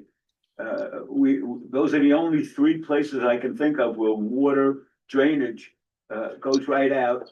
The additional ones that you're talking about is the plots 6 feet square where there's a tree planted in there, sometimes a little flowers in there by the different buildings or the city puts up. It seems to me that the percentage of water absorption in those locations, other than Central Park and the two rivers, are quite minimal. Is there anything that the city could do or your department can do with regard to increasing the amount? Maybe more sewers would be the answer. But what could you do to increase the amount of absorption of rain during large downpours? Thank you for the question. And one thing I will say, apologies to all, I have a 7:30 call, so this will have to be, unfortunately, my last question I have to answer. I think you can pose that question to the Department of Environmental Protection. How we are involved in this conversation is that we help the DEP set standards for its design. So we have our climate resilience design guidelines to help the DEP feel DEP proactively to design the sewer system in a way that collects rainwater based on 2050 levels over 2 inches of rain falling per hour versus historical levels. And we work with them on the cloudburst and green infrastructure projects wherever they're tactical across the city. Their capital plan is something I can't necessarily speak to, but we work closely with them to make sure that when they are designing projects and initiatives that they meet the standards set in the goals of Plan YC, which is another accountability framework. So when you are talking to public officials coming to your committee, you can reference Plan YC. Hey, we have these sustainability goals. Maybe there's goals that speak exactly to the issue that you're seeking to solve. So I am so sorry, but I want to thank you for your time. Thank you, Paul. Thank you so much for coming. And we'll definitely be following up with more questions and maybe composing, the committee can compose some additional questions to send you by email. Thank you. Great. Thanks so much. And we are moving on to Flatiron Nomad Partnership, our third item on our agenda, to present to us Winter Glow. Kurt, thank you so much for coming to our meeting. We haven't had Flatiron come for quite some time, so it's great to see you. Good evening. It'd be great to see you again. And great to see you, Mike, and other members of the committee who I've seen before, and also new members who I'm less familiar with. Before we jump into our Winter Glow presentation for January and February programming, my name is Kurt Kavanaugh, Senior Vice President of Planning and Operations here at the Flatiron Nomad Partnership. I wanted to introduce our new Director of Planning and Public Space Management, Jane Rossman, to say hello. Hi, y'all. I actually have sat in on your meetings before because I used to work at the Garment District. So, hi, Mike. But yeah, no, it's really exciting to have moved into the Flatiron Nomad District. Look forward to seeing y'all in the future. Yeah, we're really thrilled to have Jane join us. She moved about 12 blocks down Broadway to join us in our bid. And I'll also introduce Claudia Rincon, our Director of Placemaking, who, as she says, brings the party to our public spaces, and that is absolutely true. So Claudia, say a few words, then we'll jump on into the deck. Hi, everyone. Excited to showing you guys what are we planning for this January and February. All righty, I'll pull up the deck, make sure everyone can see it real quick. All right. Can you all see my screen? I'll take that as a yes. Yep. Yeah. All righty. So, yeah, tonight we're presenting our Winter Glow program for January and February. In years past, as Todd Shapiro, who was also on the call, knows, we used to have public art installations really during the November, December kind of end of year / holiday season. A couple of years ago, we transitioned away from that to the January and February timeframe because we like everybody else, got a little bit depressed when January 4th or 5th came, and all of a sudden all the lights were gone and all the art was gone, and all of a sudden it was just winter. We're actually big winter celebrators here, so we want to activate and elevate our district and the fun that is Flatiron Nomad in January and February as well. So this year we're launching a program with some amazing public art that'll make its New York City debut. The photos you'll see are not New York because these pieces have never been in New York City. They've been in Boston and Montreal and in Quebec City and in France, but never in New York City. So now I'm going to be quiet and turn it over to Claudia Rincon for all things Winter Glow 2026. Thank you, Kurt.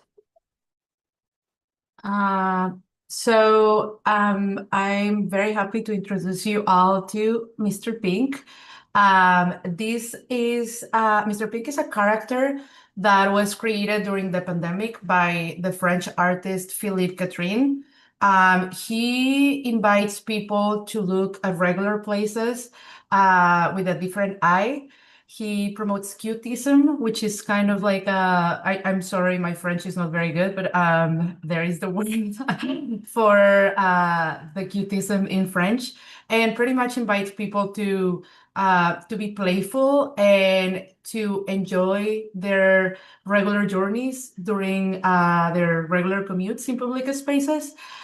This year we are bringing, sorry, next year we're bringing a set of 10 Mr. Pinks that will appear in different facades around the district. This is a mix of sculptures and inflatables. Some of them are coming from France and some of them are coming from Canada. This is our first public art trail. We are inviting people to walk the district and discover other areas that usually they don't explore. Traditionally, we usually bring a public installation in our plazas, and this is the first time that we're actually taking like a little bit of a bigger footprint. So if we can go to the next slide.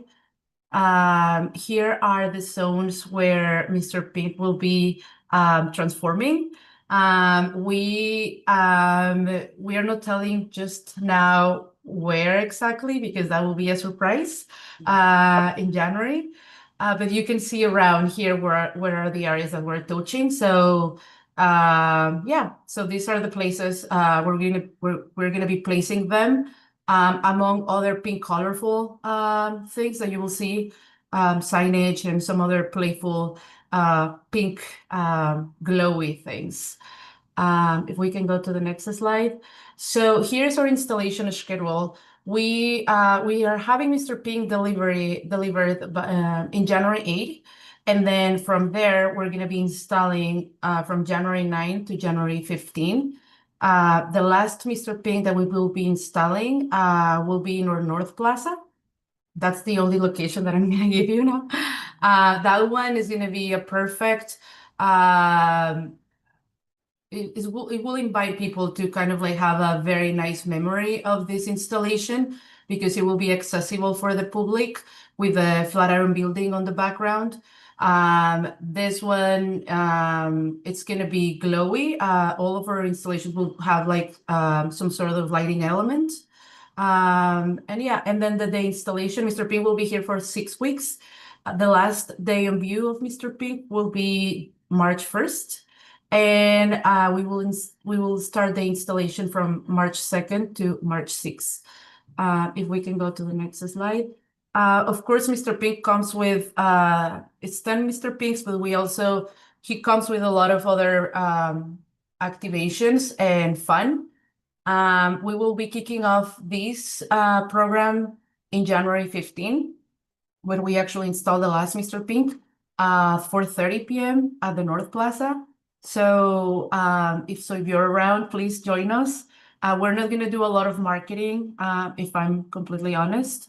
Our marketing strategy for this is going to be very unique.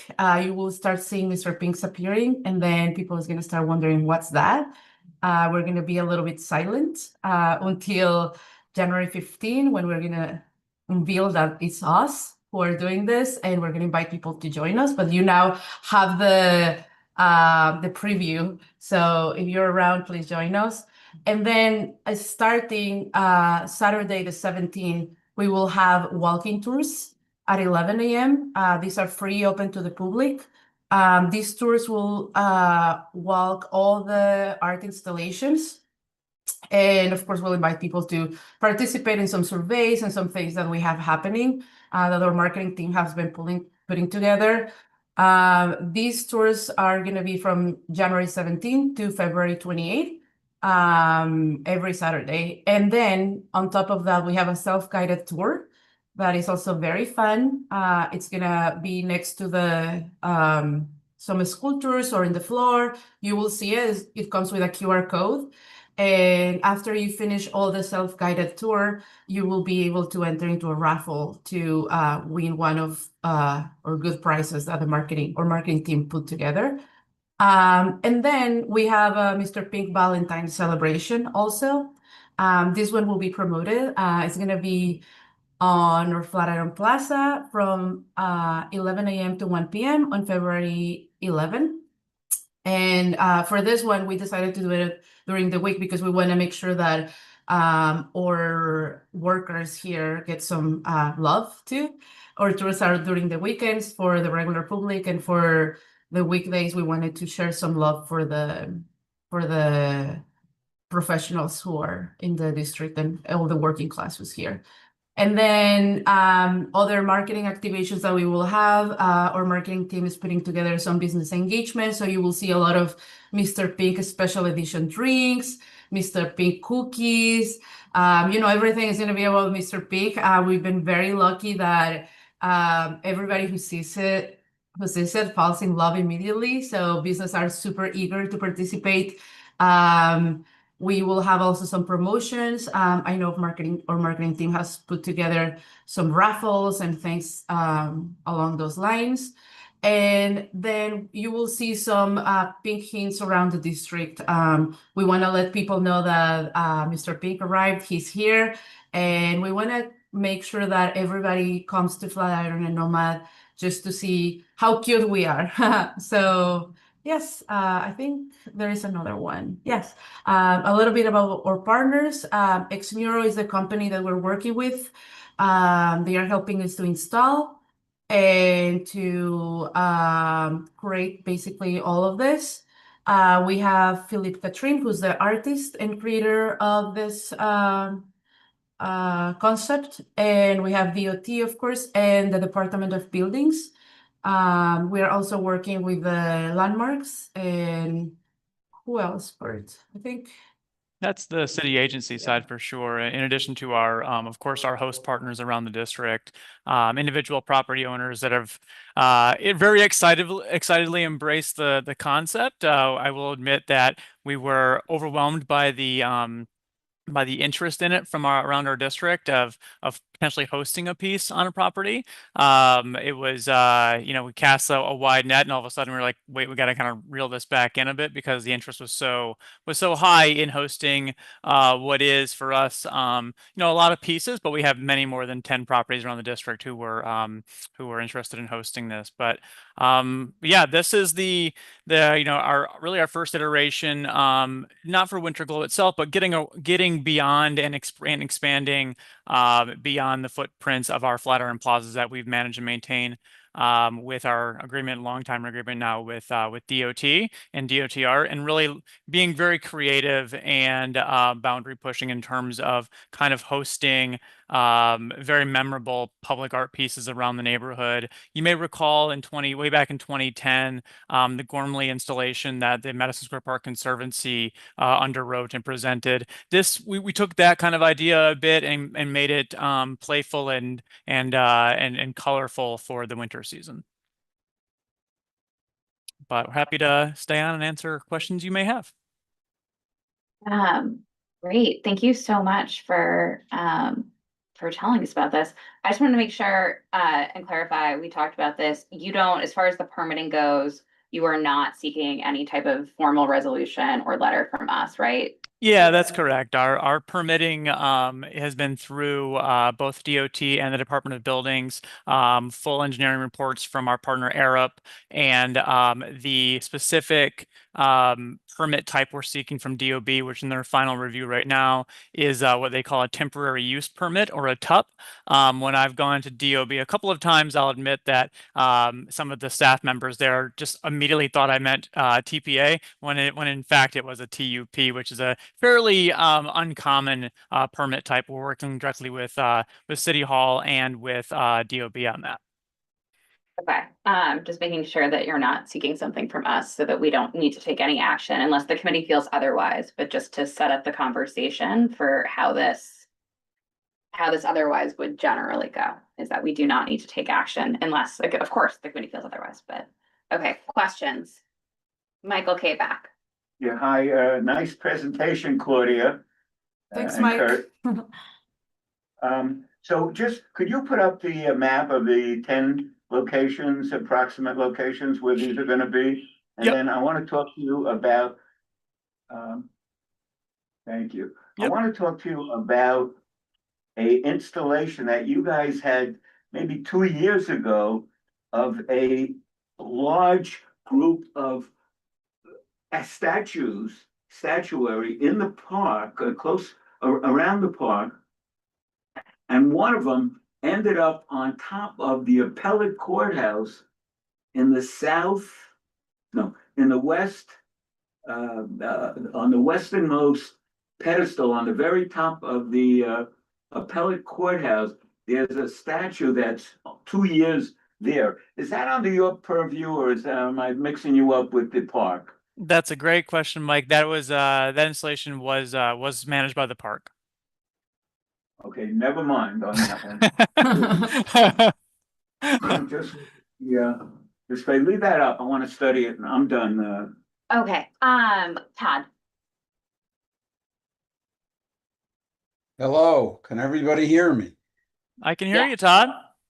Okay, so again, having seen so many winter installations, I applaud you in that this one is really very different. And I think the idea of extending it through the whole winter season is well advised. I know that every time I see those installations gone the first week in January, I'm so depressed I can't tell you. But the idea of whimsy and placing it throughout the district, I think is a masterstroke. And I totally support this. Of course, you're going to get. Todd, My question is one of maintenance. Since it's these, am I correct? I don't hear everything that's said always.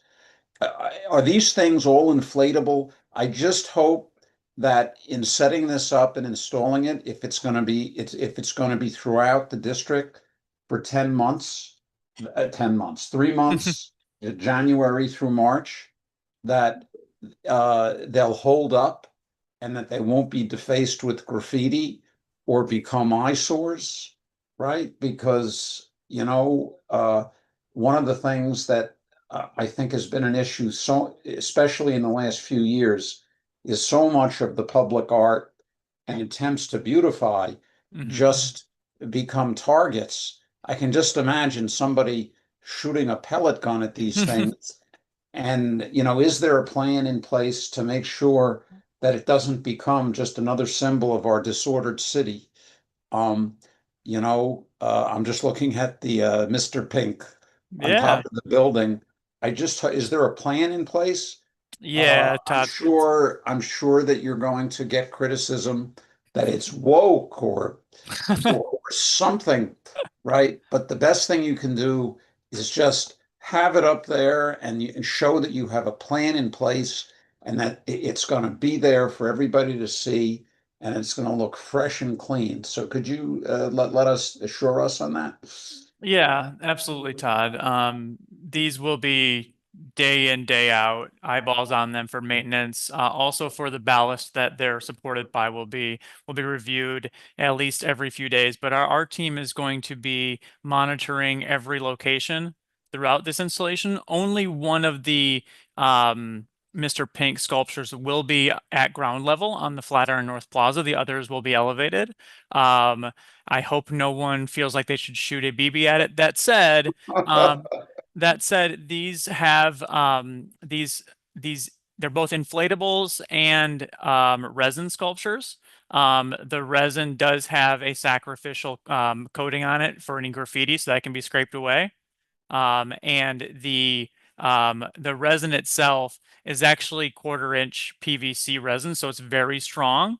And it'll be a 6-week installation. These will have eyes on them every day of the 6-week install. And our team will also be visiting each site, rooftop site, for the ballast at least weekly, if not more than 2 or 3 times a week, probably. Thanks, Kurt, and thank you for all that you do for the district. You've answered my questions. And Claudia, please. Yeah, just so everybody knows, we have 3 inflatables. We have a kind of like a care kit. I have actually the material of Mr. Pink right here. We've been provided with quick fix kit in case anything get deflated. We can fix super fast. We've been trained for that. And for none of them are accessible, but in case that happens, we're prepared for that.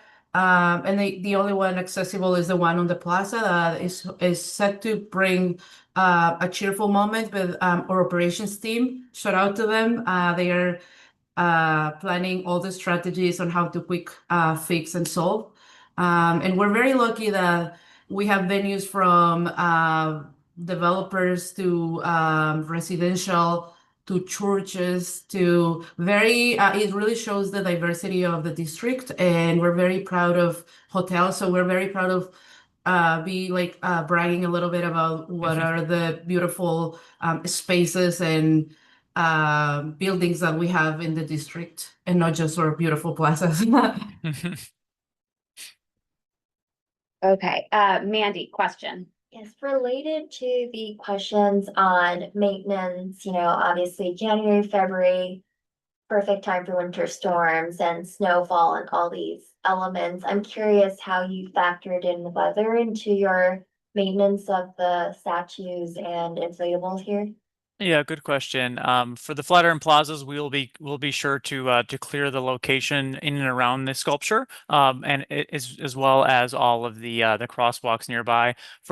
If there is a heavy snowfall, we'll be clearing the ballast boxes along the rooftops, because those have to those are the base of each installation, so the snow will be removed from the top of the ballast boxes themselves if we get a heavy snowfall. Okay, any additional questions? Anyone else online? Okay, great. Seeing none, I will open it up for public comment on this item. For any members of the public who would like to ask a question or comment, please raise your hand and wait to be recognized. Charles Nye, you are recognized.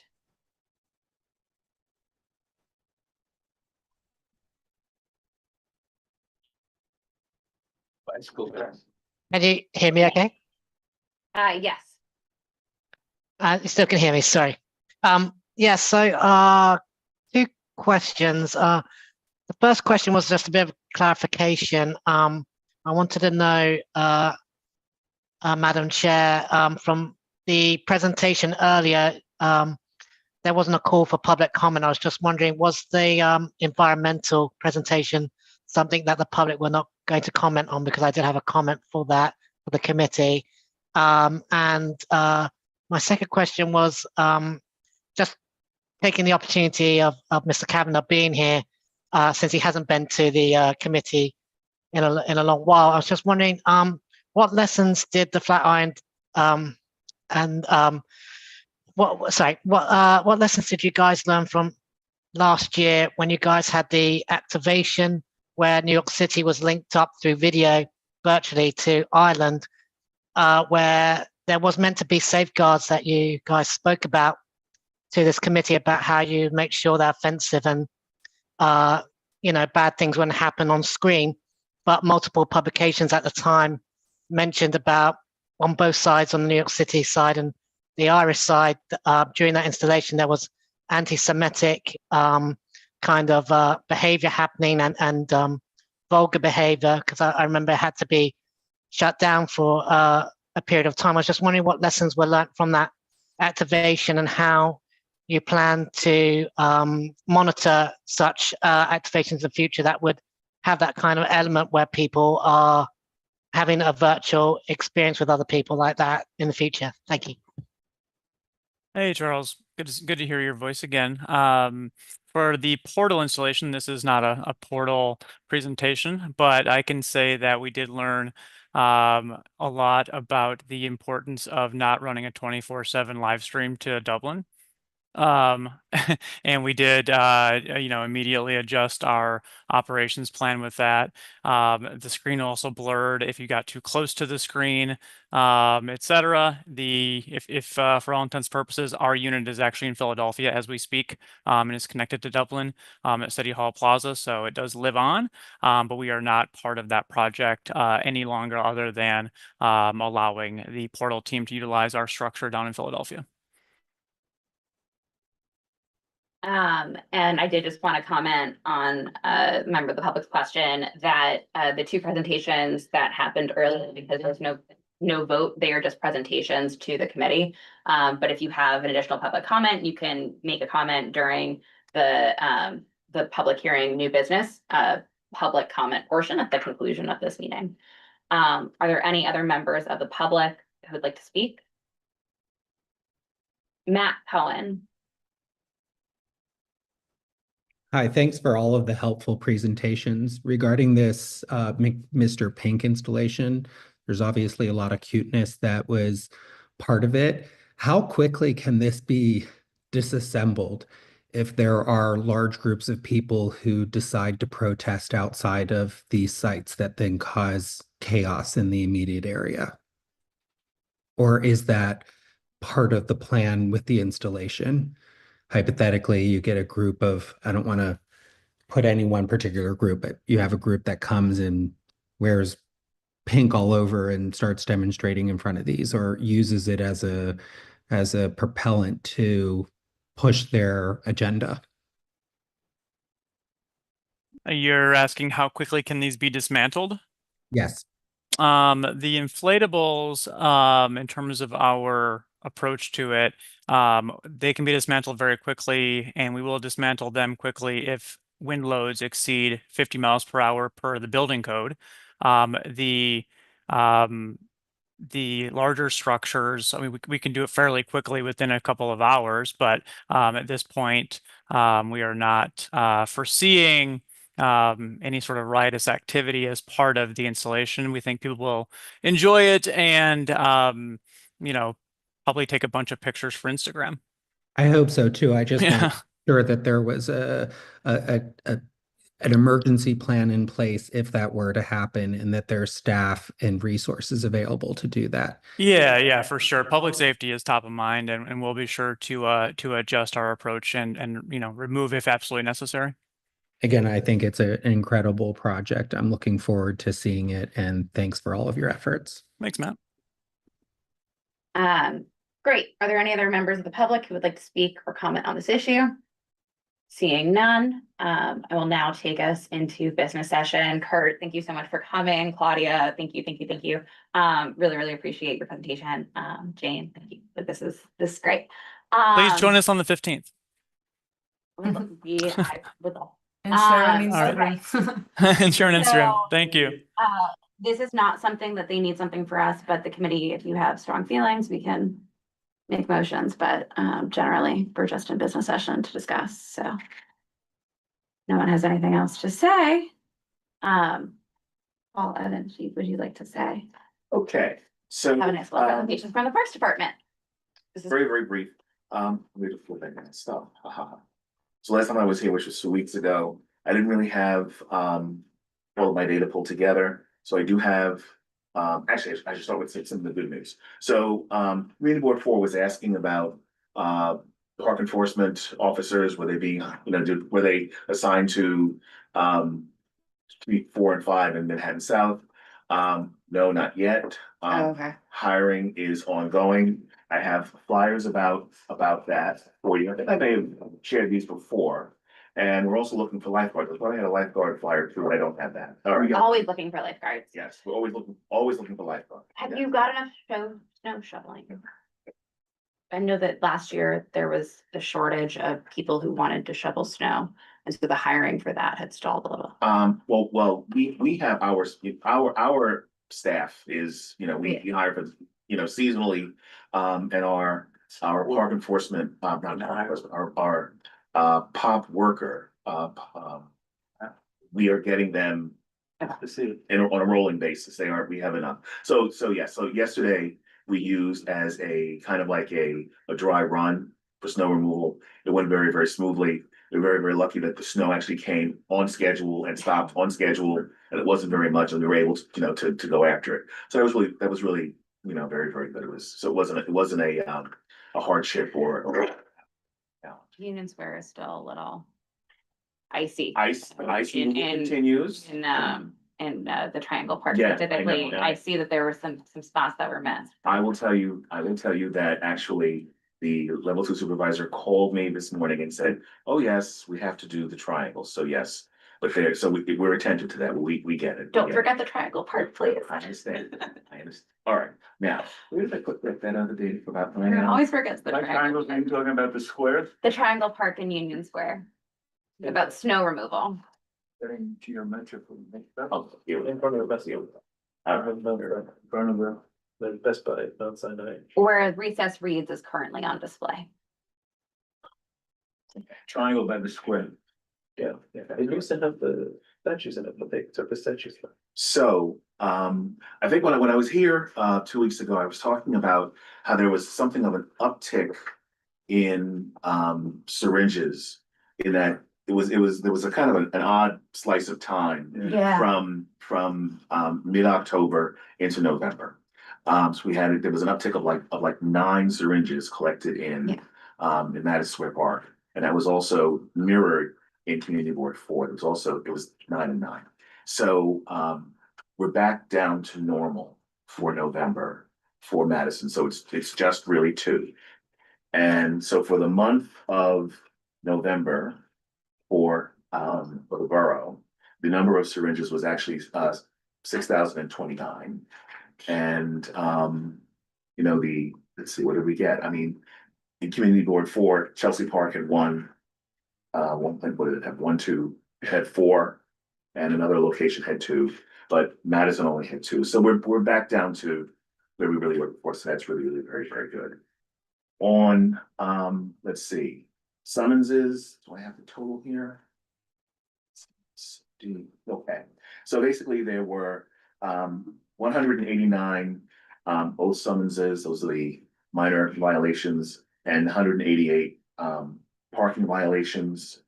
Madison had 11 tickets issued. They're cracking down on the illegal, well, not illegal vending, but they're the unwelcome vendors, let's say, who their permitting is there's a question about whether they really should be on the perimeter in proximity to the park. And so the park ambassadors and PEP, when possible, they're being summoned. We do want to work with the other city agencies to see if we can get them relocated. On some days, they go across the street. On others, they do not. I think that during the holiday season, they're going to be a bit more resistant. So that is still a work in progress. What about at Union Square? Let's see. Or are those all, I know that there's vendors who are not in the holiday season, but I wasn't sure if that was. Let's see. I know the rules on the setup is more about where you can't be. It doesn't really clearly state where you can be, and it gets a little.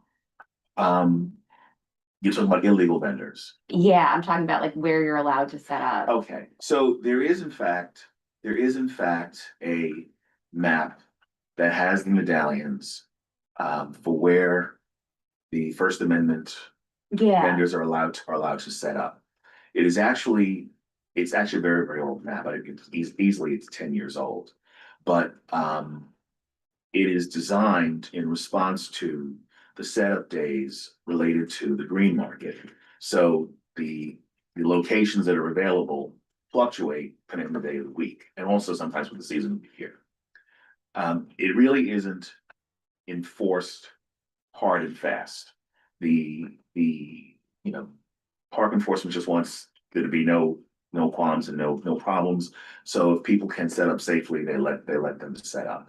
So that's basically the practice that has been in place. It's really not enforced hard and fast. So I really can't tell you the number. What I can do is I can bring the memo and we can discuss it the next time I come. But that's basically, how that's addressed. Yeah, my understanding is that they're meant to be on a different part of the park, the south part where there is a lot of setup now, just that the walkway is pretty narrow, so I wasn't sure what. Oh, when you say the In Union Square. yeah, when you say the south part, what do you mean on the South Plaza? Yeah. From memory, I really thought they were supposed to be set up more on the western On the West side. Plaza, Yeah. that's what my understanding is, Yeah. that the medallions are just little circles and it's not the plaques that have the history on them, which tends to be where you'll see vendors That is in that correct. semicircle, so I just wasn't sure That is what the correct. park's policy was or who those vendors are and, yeah. Yes, it's first come, first served. supposed to be by a medallion. They're actually very hard to see because they're like the size of a quarter, Yeah. but that's where they're supposed to set up. So they let them, it's really about keeping order more than anything else. I mean, I think the vendors think that they have a right to be there. They sort of do, but no space is saved for them. It's just first come, first served. Okay. Let's see. So yes, so that's the number of, it's the number of tickets. Okay. So we're still pretty safe with just that nuisance. I do want to comment on a question about the permeability around the city. So we need to be thinking, yes, so Community Board 5 only really has like 3 parks or parts of Central Park, but we have to think about every tree pit as a place where water can percolate. So the city is like got all of these pores. And one of the things that happens with the tree planting program is we create more pores, and we also enlarge the tree pits for the health of the trees, but also to deal with stormwater mitigation. So it's not as dire as it might think if you look at the really big picture. I also would comment and say that in our parks and playgrounds, they are incorporating stormwater mitigation elements. And so it is coming. So there's that kind of responsiveness as well. And our capital division can probably speak more about that for you. But just know that this is a multi-agency effort towards sustainability and also environmental justice as well. That's what I would say. If there are more specific questions, I'm very happy to answer. Does anyone have questions for Paul? Okay. Anyone online? All right. I will move us into new business. I will first go to members of the public who would like to comment. Charles Nye, you are recognized. Thank you, Madam Chair. Can you hear me okay? Yes. Good. I was going to speak on the previous applicant about the environment and also on the Facebook experience that just happened that I went to, just to let you guys know some quick observations of that. So on the environmental, I wanted to say a lot of the activations in these parks, especially Madison Square Park, use generators, diesel run generators. And it's been mentioned before, why aren't they using electricity? And unfortunately, infrastructure, they could do it in Madison Square Park, but they just don't have the money. And unfortunately, the city, as you're probably aware, gives very little money to the Parks Department. So I'm hoping that maybe that gentleman's office, maybe it can be mentioned to, maybe the committee can mention to him or mention to the city to really advocate for more money for some of these conservancies or even the Parks Department or whoever has that sort of jurisdiction to try to get away from the use of generators for these activations. I think that could help. And then on the Facebook experience, I went to it, just quick thing. I noticed that when I went with my friend, when I had the free Polaroid picture with the background, if you unfortunately were to wear a white sweater like I did, you're basically bleached out because the background's white. So I was completely, it didn't really work. So if there's another activation like that, please do maybe look into different backdrops that they use, or else the picture's kind of ruined.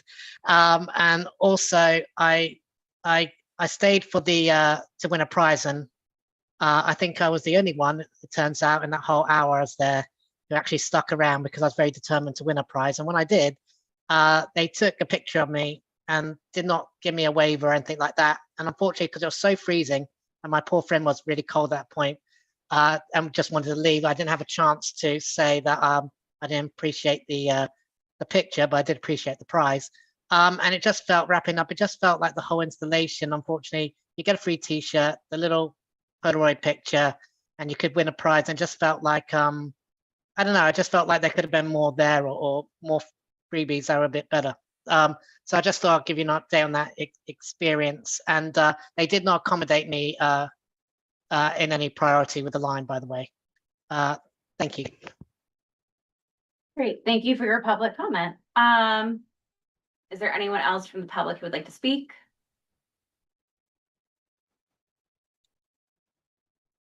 Okay, seeing none. New business for committee members. Is there any new business from anyone? I'd invite you all to my tour tomorrow, but it's gonna be really cold out there. And I already got a lot of people coming. Do not come.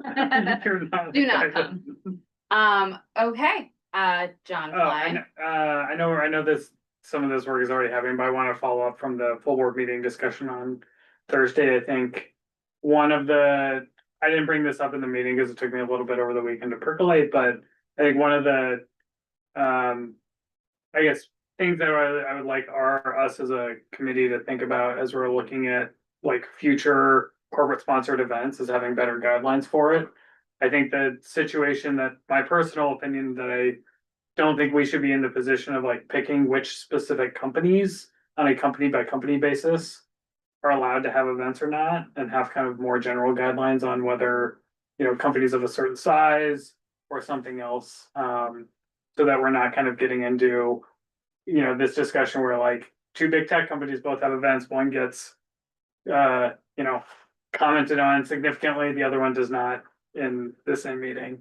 And it seems like we're, you know, having more of a opinion than trying to allow everyone to access the public space as what's currently allowed and permitted. Yes, I do want to, that is in fact happening. It's a good time for a little bit of a premature announcement, but it is currently percolating in development. A task force is forming that Christopher is going to be a chair or co-chair of, regarding commercialization in our public spaces. So plazas and parks overall and some other things, but as that comes together, if you're interested, and I really hope a lot of you will join this, so definitely reach out to me and Christopher and Mernal and CCS on that. And yes, your comment is taken well. And yeah, okay, Todd. Can everybody hear me? Yes. You can't see me. Wait a second. So I just wanted to add my voice to what was just said. The issue of commercial use is ripe for revisiting. And we saw at the last full board meeting that on some aspects of it, they went against what we recommended. But I think that the time is ripe to revisit it. And if Brad, he did mention the concept of a task force. I urge anybody who has strong opinions on it to participate, and let's get a new set of guidelines that reflects the current opinion and trend in our board, in our committee, and through the board as a whole. And then we can get the blessing of the full board, and then we can help that guide our discussions going forward. Yeah, definitely. Everyone, please join that task force. And in the interim, also, we're gonna enforce our current policy. Tom Ricardo. What is our current policy? Because that was a little confusing. Like I can't. The Matrix? All right, the Matrix. All right. No, it just because there was a comment that, you know, there wasn't a commercialization, and I can't comment on the groups that were discussed during the main meeting. However, in general, you know, I do believe like we need to have something where, like the comment before, that it's more like not commenting on the group itself, but grooming on the installation as well as types of groups for structure. I'm a little, you know, I would say, you know, I appreciate Chris's passion on this, but there were some things I think he was going at that were inappropriate for the structure. And I, you know, like, and I think my concern will be this becomes a crusade against different groups, and then it becomes something where someone says there's, you know, this isn't fair if you're going to do this for, you know, there's a problem that comes up the road that like, like Bank of America, as an example, not that there's anything wrong with Bank of America or right. I'm just saying Bank of America does like the Winter Village at Bryant Park, right?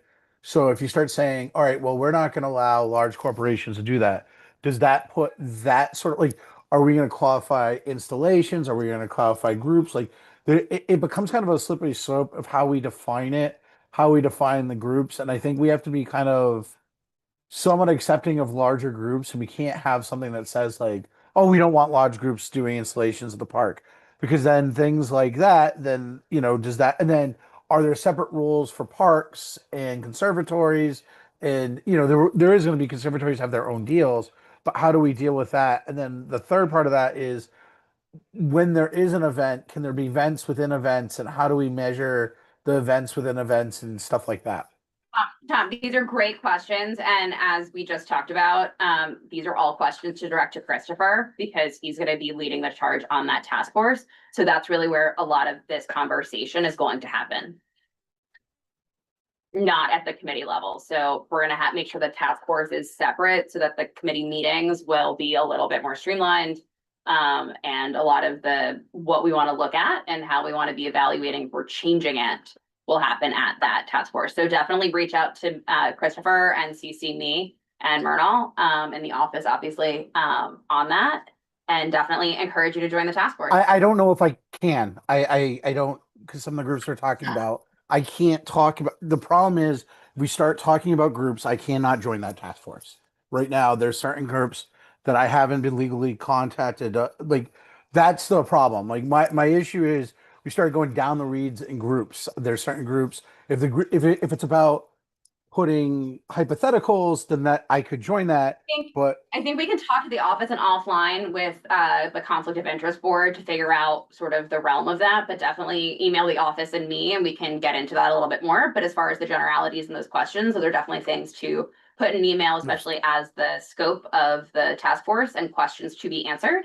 You can certainly put that in writing and that can be included, but that's definitely a conversation to have with Christopher. Any other new business? Too cool for the tour. Great. Seeing that, this meeting is adjourned.